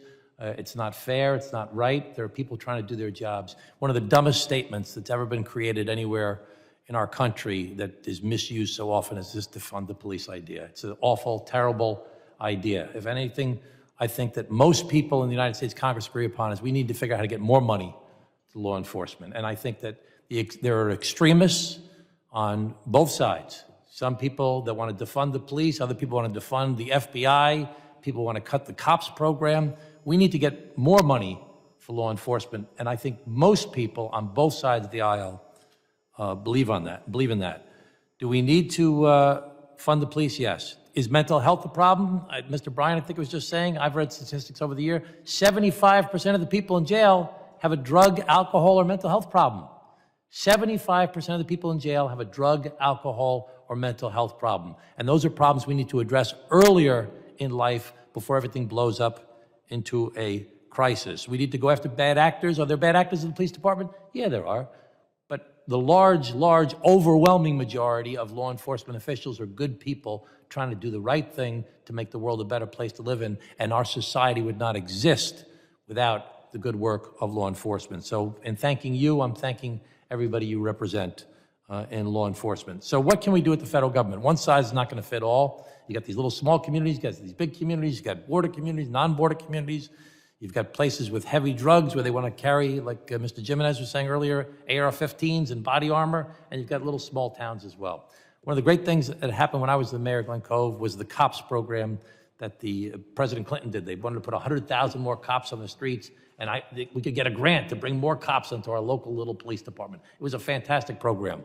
I want to know, would you support the idea of funding for grants to hire more officers or buy equipment or do whatever you think is right for your department? Would you like to see the federal government provide more money for law enforcement? I'll just ask you all quickly. Mr. Mays, would you like to see more money from the federal government for law enforcement? Yes, sir, absolutely. Mr. Chapman? Of course. Mr. Bullock? Absolutely. Mr. Bryant? Yes. We all agree. Everybody agrees. We need more money from the federal government for law enforcement. Now, one of the things, I can't talk about all the things, but one of the things we can do at the federal level, in addition to providing funding, is to try and address laws that would fill holes that exist in some communities. Mr. Mays, I was very interested to listen to you earlier. It sounded like you support red flag laws, the idea of a police officer or a family member or somebody being able to go before a law enforcement official like a judge and say, listen, this person should really not have a gun. We need to take this gun away from that person. Go through due process, go through a procedure, but have professionals testify and take guns away from people that shouldn't really have guns. Do you believe in red flag laws?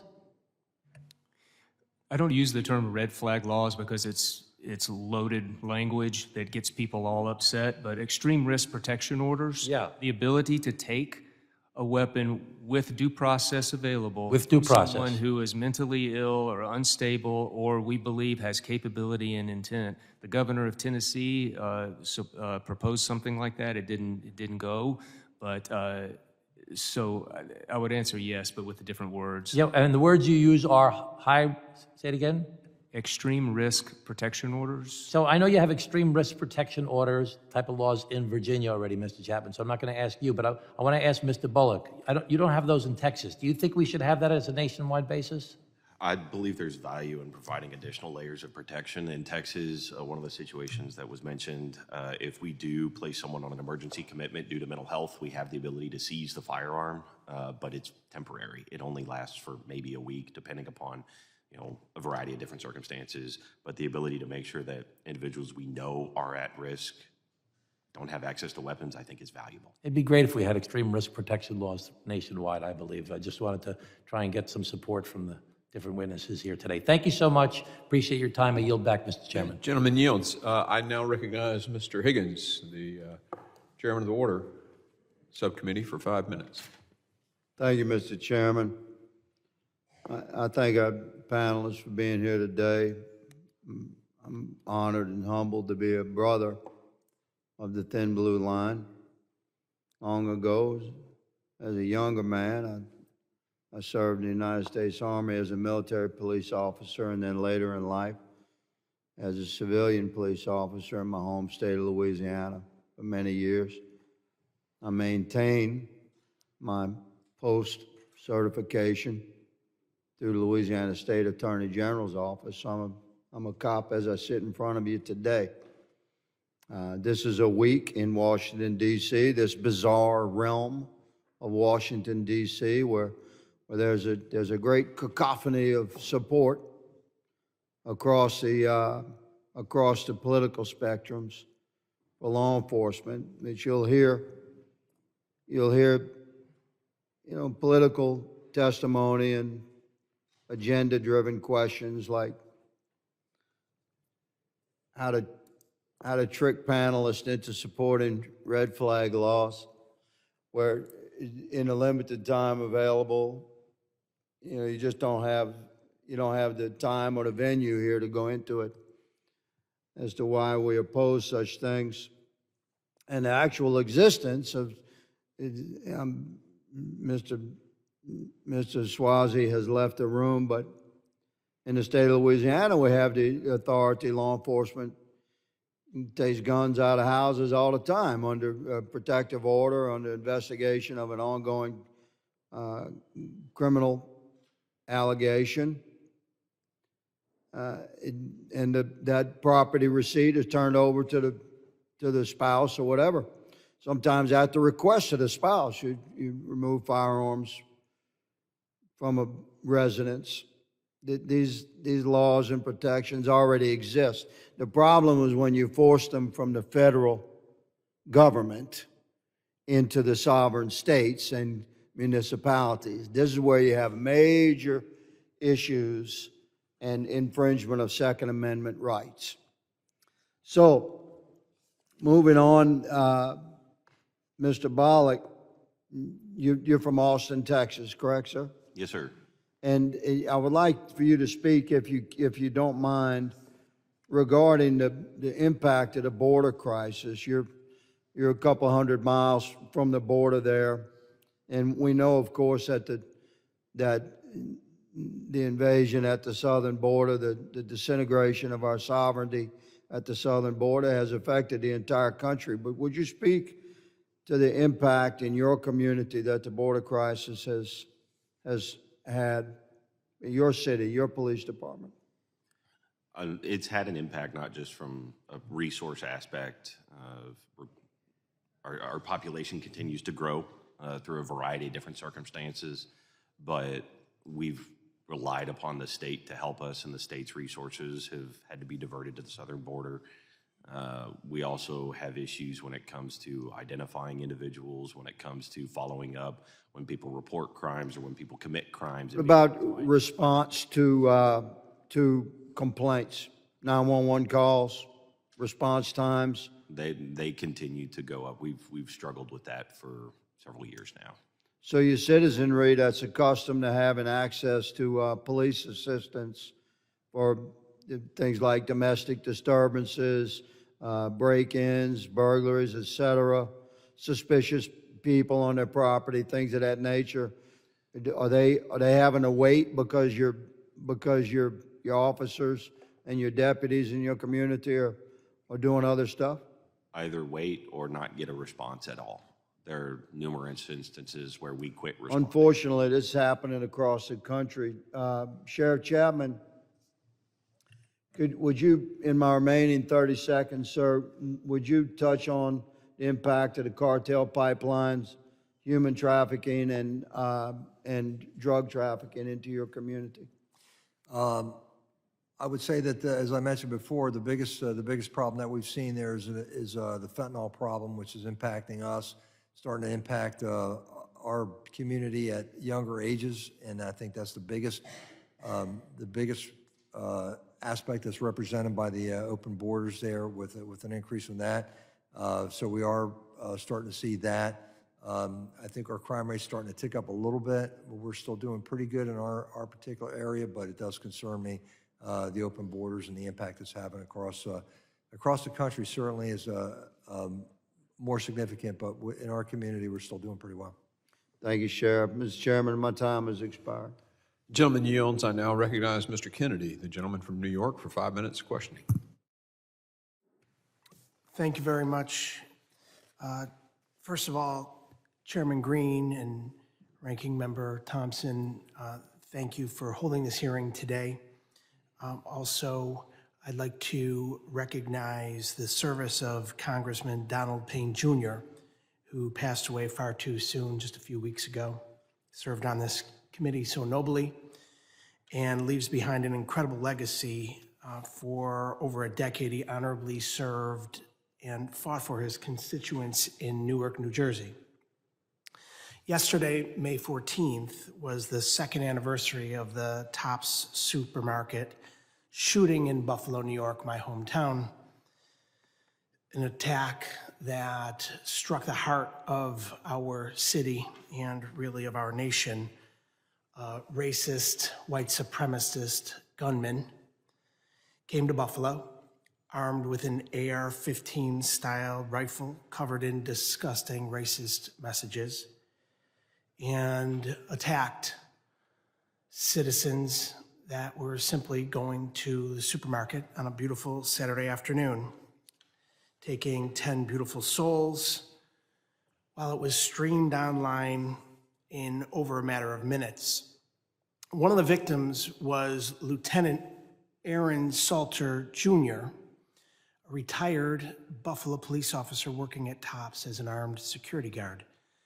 And when the shooter came in, Lieutenant Salter didn't hesitate and returned fire, hitting his target. But because of the enhanced body armor, the shooter was unharmed and murdered Lieutenant Salter. Lieutenant Aaron Salter Jr.'s courageous actions bought precious seconds for store patrons and employees to escape, saving lives at the expense of his own. And he serves as a true testament to the sacrifices that police officers make for their communities, and we're grateful for his historic actions. I also want to recognize all law enforcement, this being National Police Week. As the grandson of a Buffalo police officer myself, I recognize the sacrifices that families make on a daily basis as their loved ones go off and put themselves in harm's way. I want to talk about enhanced body armor.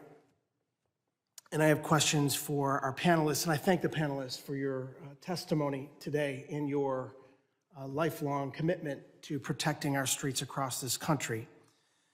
As I described the situation that played out in Buffalo just over 2 years ago, we know that Lieutenant Aaron Salter Jr. died a hero and embodied everything that police officers across the nation stand for. He used his training to help others. Because of that body armor, he was unable to stop the perpetrator in that moment. I would like to ask each of you in your respective capacities to believe that enhanced body armor should be readily available for citizens who are not law enforcement. Thank you for the question, Congressman. It's something I haven't considered before. I would suppose there are opinions on both sides. Body armor also provides safety for people who are doing shooting sports. I would hesitate to say people can't have it, but I don't have a clear answer for you on that. This would be enhanced body armor, level 3 body armor, military style grade. Again, I don't have an answer for you. Thank you. Sheriff? That's an interesting question, and I don't know if I have an answer either, although if somebody's going to purchase that, it would certainly be nice for us to know and have that information available in the event that we have to encounter that person at a later time. Thank you. I'm kind of we're all in a similar boat, I'm going to imagine, where it's not a question that's yet been posed. We're here obviously to protect people's rights and their ability to purchase what is legal for them to do so, but obviously it's concerning when it impedes our ability to enforce the law. So I think there's a balance that has to be found in all of that. I would agree that more conversation would need to be had as it relates to it. It is concerning when people can use that level of equipment in a criminal act. I yield my time. Thank you. Gentleman yields. I now recognize the chairman of the Counterterrorism Subcommittee, Mr. Pfluger, the gentleman from Texas, for 5 minutes of questioning. Thank you, Mr. Chairman, and as well as the Law Enforcement Subcommittee. And especially in this week, I want to say thank you to all those who serve, Sheriff, and all of you in your respective jobs as part of the law enforcement community. Thank you. I think one of the reasons that we're having this hearing is to express our appreciation, to make sure that even in some communities where law enforcement may not feel as appreciated, and Mr. Bullock, I'll talk to you about that specifically in Austin, Texas, what we want to do today is to say thank you across the nation to our law enforcement personnel, to the families that support them and allow them to put that uniform on every single day to protect and serve. And I know that when I spoke to our sheriff's department and police department, those that are DPS troopers, just on Monday, that's exactly what I told them was thank you for the service that you all do. Mr. Bullock, I'll start with you. We have a tragedy of untold and immeasurable negative aspects that's unfolding at our southern border for the past 3.5 years. And this committee in particular has held multiple hearings on that. What I'd like to ask you is in Austin, Texas, tell us about the impact of transnational criminal organizations, cartel activity, human trafficking, drug trafficking. How has that impacted Austin, Texas? Well, I think the sheriff mentioned it earlier as well, but the influx of new drugs is a major concern, as well as when you talk about human trafficking and organized crime activity, they're very resource-intensive investigations. And unfortunately, those are resources we lack at the moment, which impedes our ability to fully investigate and leads to a likelihood that we're not going to be able to investigate everything. So my concern overall is that as you deal with more complex crime, as you deal with an influx of individuals who are engaged in criminal activity and very serious when you're talking about trafficking individuals, that we don't have the resources to appropriately interdict and to stop that kind of activity.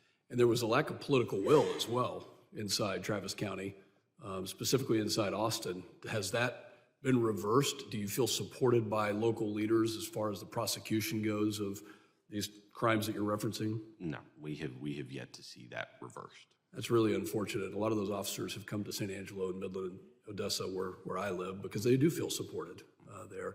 Sheriff, I noticed in your testimony, you referenced your time as a DEA agent. So I'll ask you the same question.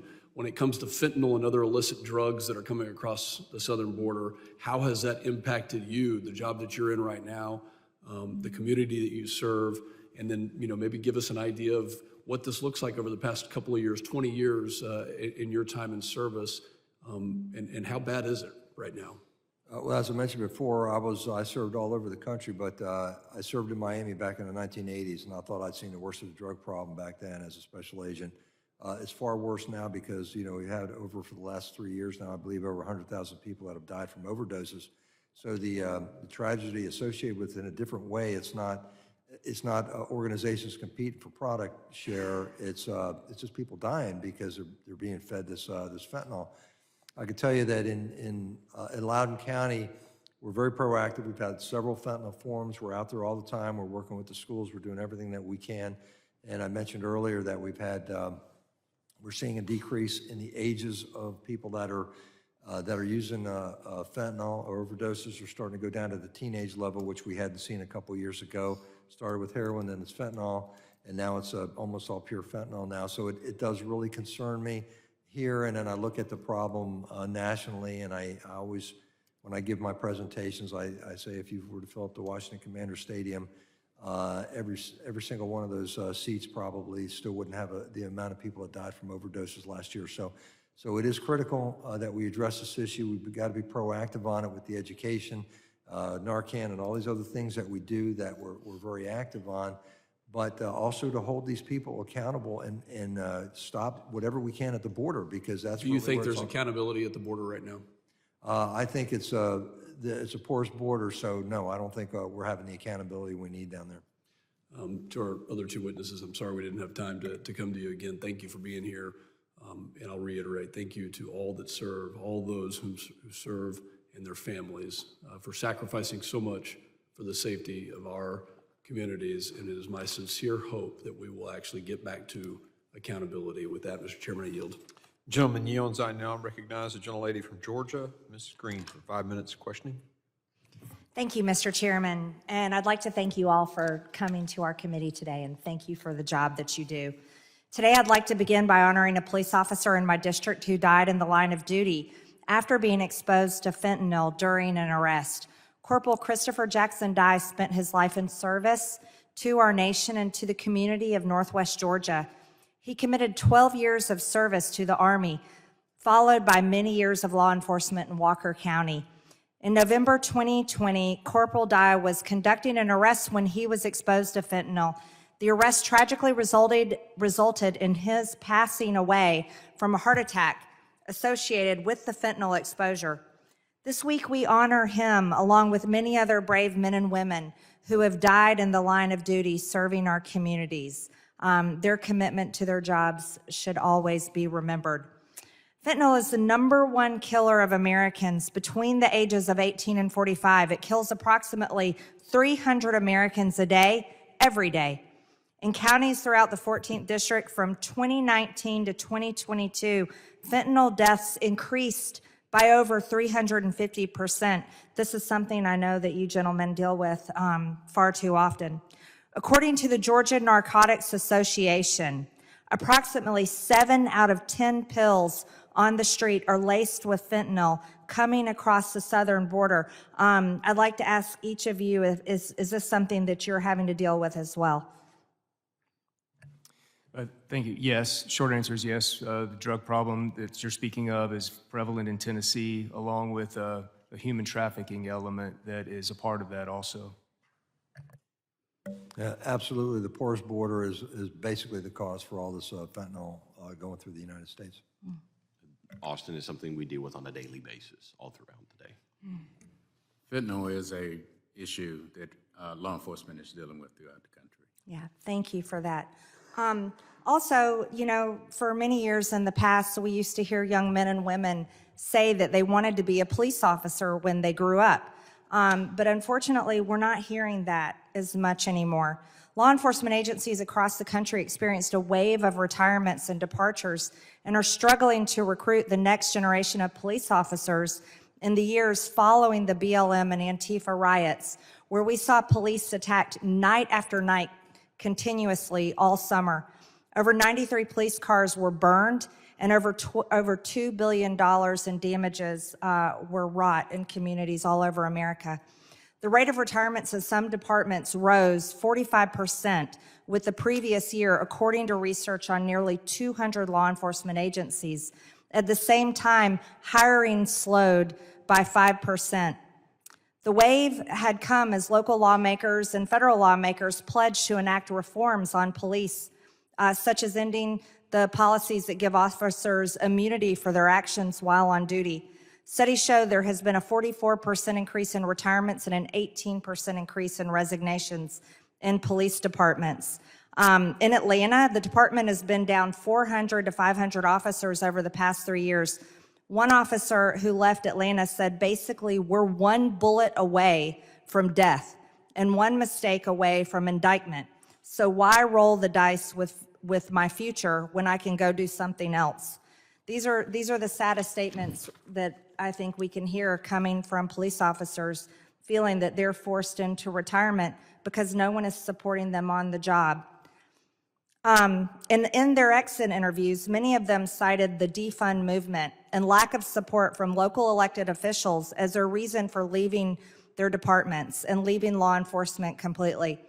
But now with the Biden administration's open border policies, it's opened our border to tens of millions of people from over 160 countries all over the world and a steady flow of human and drug trafficking, police in America are now on the front lines facing new and staggering dangers in every community all over America. I'd like to again ask each of you, can you tell us, is it difficult to hire new recruits to be police officers? I would say, to give you a brief answer, that the difficulties you're describing are similar issues are being faced in Tennessee for law enforcement agencies across the state. I can't speak for nationally, which I think you have spoken for, which is a problem. Loudoun County, we're actually doing pretty well, and a lot of that has to do with the fact that I'm an elected official of a full-service sheriff's office, and I answer directly to the people. And even though I'm an elected official, we run an apolitical shop, and we support the Constitution, and that's what we do. And so I don't have political agendas driving what we do in the law enforcement community. So it actually works out well for our community. I'm happy to hear that. In Austin, and I'd say in the major city centers across Texas, yes, we are dealing with those issues. As a matter of fact, we tend to lose officers from our department that will go to a smaller department because it has a more positive environment that they feel supported in, that they want to go there. I spoke to Chief Schierbaum just recently as it relates to Atlanta Police Department, and they are seeing improvements as it relates to recruitment.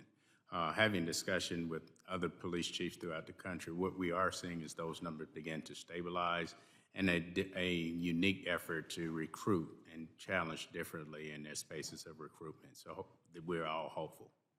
Well, I certainly hope so. I think supporting our police officers is the most important thing that we can do, especially as elected officials. Thank you, Mr. Chairman. I yield back. Joan Lady yields. I now recognize Mr. Luttrell for 5 minutes. Thank you, Mr. Chairman. You know, as we honor the thin blue line of police officers that serve this great country and trying to figure out the best way to actually say thank you where, you know, so the world can understand it. You know, in the military, as Mr. Crane and the chairman forward deployed overseas in the theater of war in the past 20 years when we were fighting in multiple areas. You know, they throw on their body armor, they grab the rifle, they go out the wire, they do the things they do, and they come home, they redeploy back to the United States to take the armor off, they're able to relax. They're able to spend time with their families, they're able to repatriate and cool down. And I think what is lost sometimes is that the men and women that wear the shield wake up every morning, they kiss their loved ones goodbye, and they walk out that front door with their badge and their weapon system, and they deploy out their front door every single day. Now, you hear the statistics in the military of the cognitive and the physical struggles of combat and what that does to the human body. And those are 6 months at a time. And over a period of 10 to 20 years, you do multiple deployments, 5, 6, 10, and then you're expected to come back, and there's a healing process. There's no off-ramp for the law enforcement officers. 10, 20, 30, 40 years, you deploy out your front door every single day to every single conflict in your area. You know the most astonishing thing that most people don't realize either is every single person, 330 million people in the continental United States have your phone number.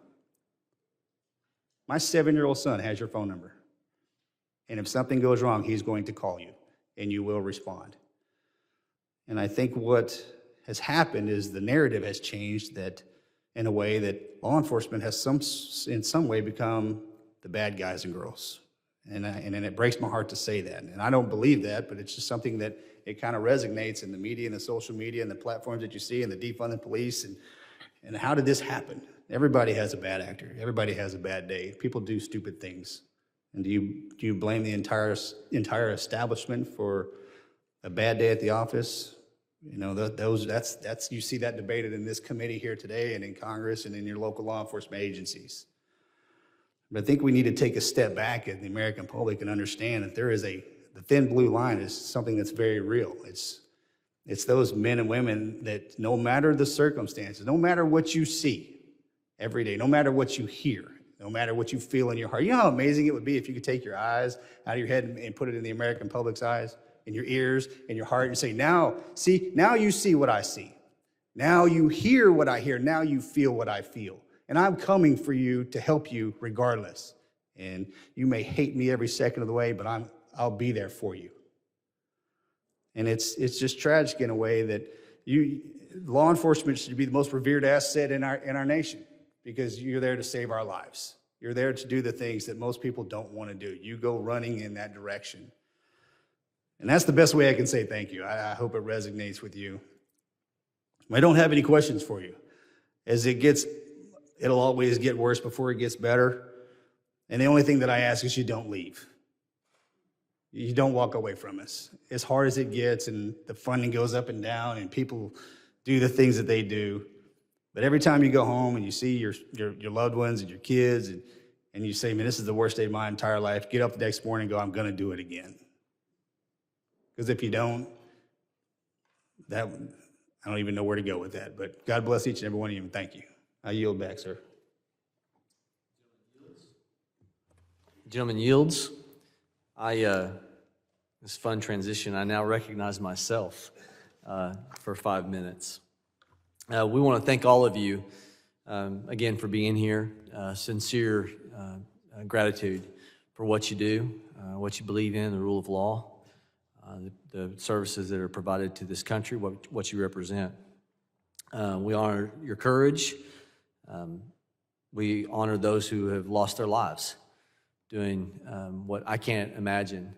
You know, it's one thing to leave your family for extended periods of time. It's another thing to leave your family knowing when you walk out that door whether or not that day's circumstances would allow you to re-enter that family dynamic. This week, of course, we're recognizing law enforcement and police during Police Week, and we acknowledge these challenges. And our nation is facing a crisis because of a culture of lawlessness that's been advanced because of a belief system that's taken hold. And it's a rebellious type atmosphere that highest leaders of our country are bolstering, because we're not in solidarity standing up for respect of authority, respect of the rule of law. And we see this, with the defund the police movement. It's, just wreaking havoc.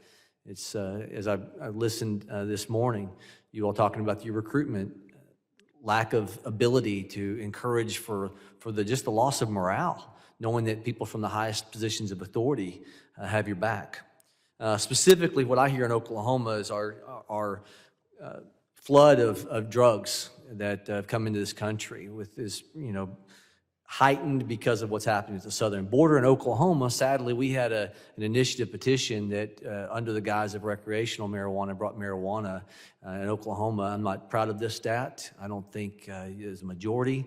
You will find there's pride in this of Oklahomans, but we export more marijuana than any other state because of this ballot initiative that came in, and it's the tie then for the cartel seizing upon that and sending drugs into our state. So let me do this. For Sheriff Chapman and President Bullock, how has this problem of drugs flowing in affected you and what you're seeing?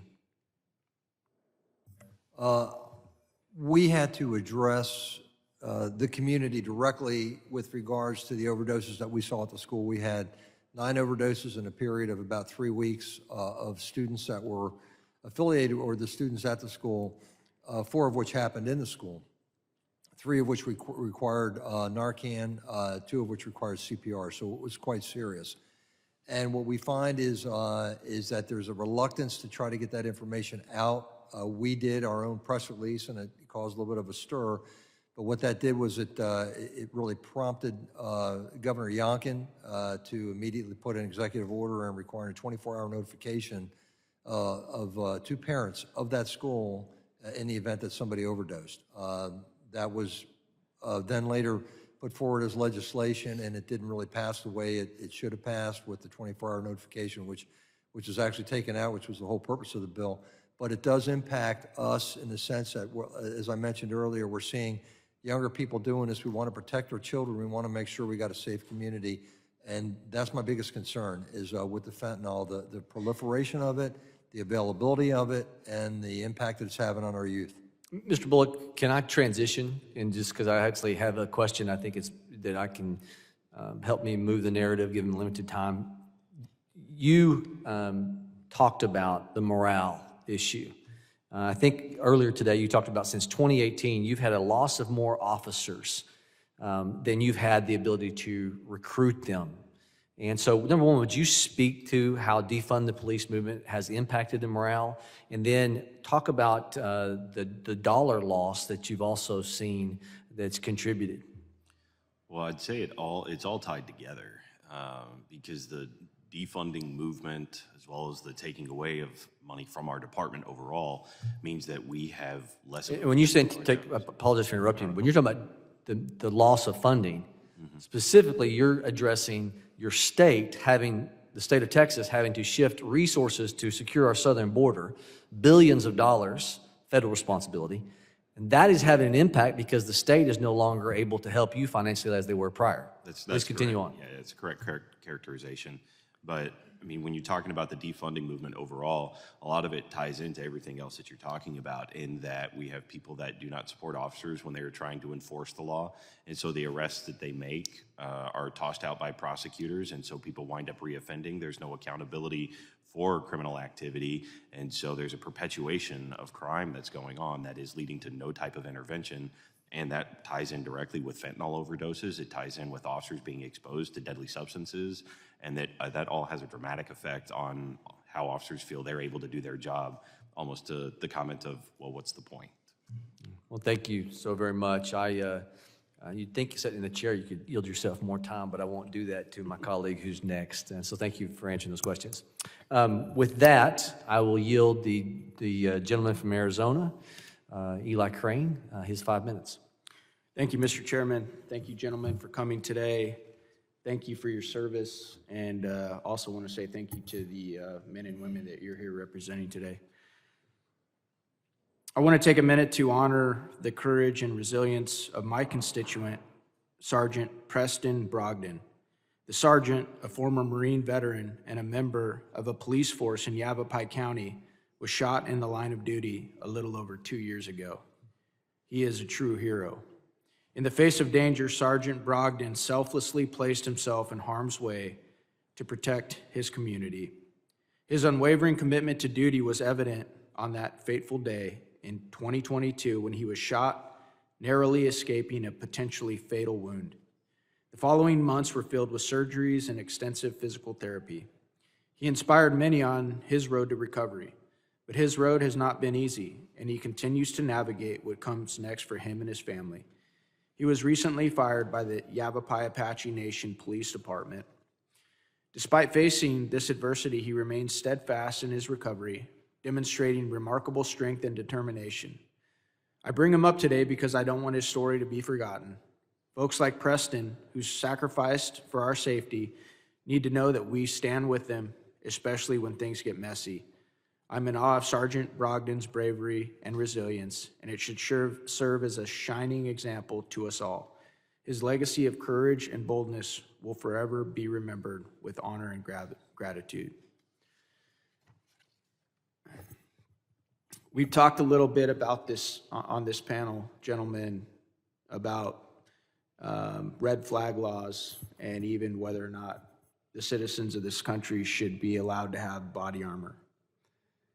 So I got a question for you, and I apologize, but do you guys believe that the constitutional rights of Americans should be dismissed when it increases the operational efficiency and safety protections for law enforcement?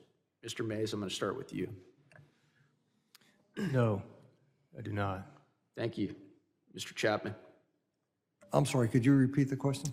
Yes, sir. Do you believe that the constitutional rights of Americans should be dismissed when it increases the operational efficiency and safety protections of law enforcement? No, I'm sworn to uphold the Constitution. That's right. Mr. Bullock.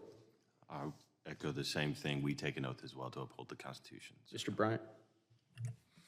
I agree. We have a responsibility to the Constitution. The reason I bring that up is because I constantly hear arguments, usually coming from the other side, and though often I think they're well-intended, it's this constant push-pull that we deal with up here, whether we're talking about firearms, whether we're talking about body armor, which I heard about today, or whether we're talking about FISA and whether or not that whole system should be reformed. And so I want to challenge you, gentlemen, as I thanked you earlier for your service, to make sure that we're not, as subject matter experts and people that are often leaned on for their advice when it comes to protecting American citizens, that we hold those constitutional rights paramount, even though at times it makes it harder for you to do your job. And I want to yield back. Thank you, Mr. Chairman. The gentleman yields. I now recognize Ranking Member Thompson for closing remarks. Thank you very much, Mr. Chairman. Let me thank our witnesses for your expert testimony. I think what you do every day reflects very clearly in what you shared with us. I can say that for the Democrats on this committee, we've never ever voted against law enforcement. The nonprofit program for churches and houses of worship legislation we promoted. And we started off with just synagogues, but then we made it available to mosques and just other houses of worship in general, because we have a fundamental belief that in America, everyone ought to be safe. And whether I'm a Muslim or a Jew or a Christian, in our mind, you should be safe. The other thing is the training that was talked about today is absolutely essential. In addition to being a hunter, I'm a volunteer fireman. I used to show up on scenes in mutual aid, and the equipment that we had didn't match the equipment that the department we were backing up. Sheriff, I know you can appreciate this. We used to have frequencies that certain departments would have that the others didn't have. And so we've come a long way, especially after 9/11. We've said that first responders have to have the ability to communicate.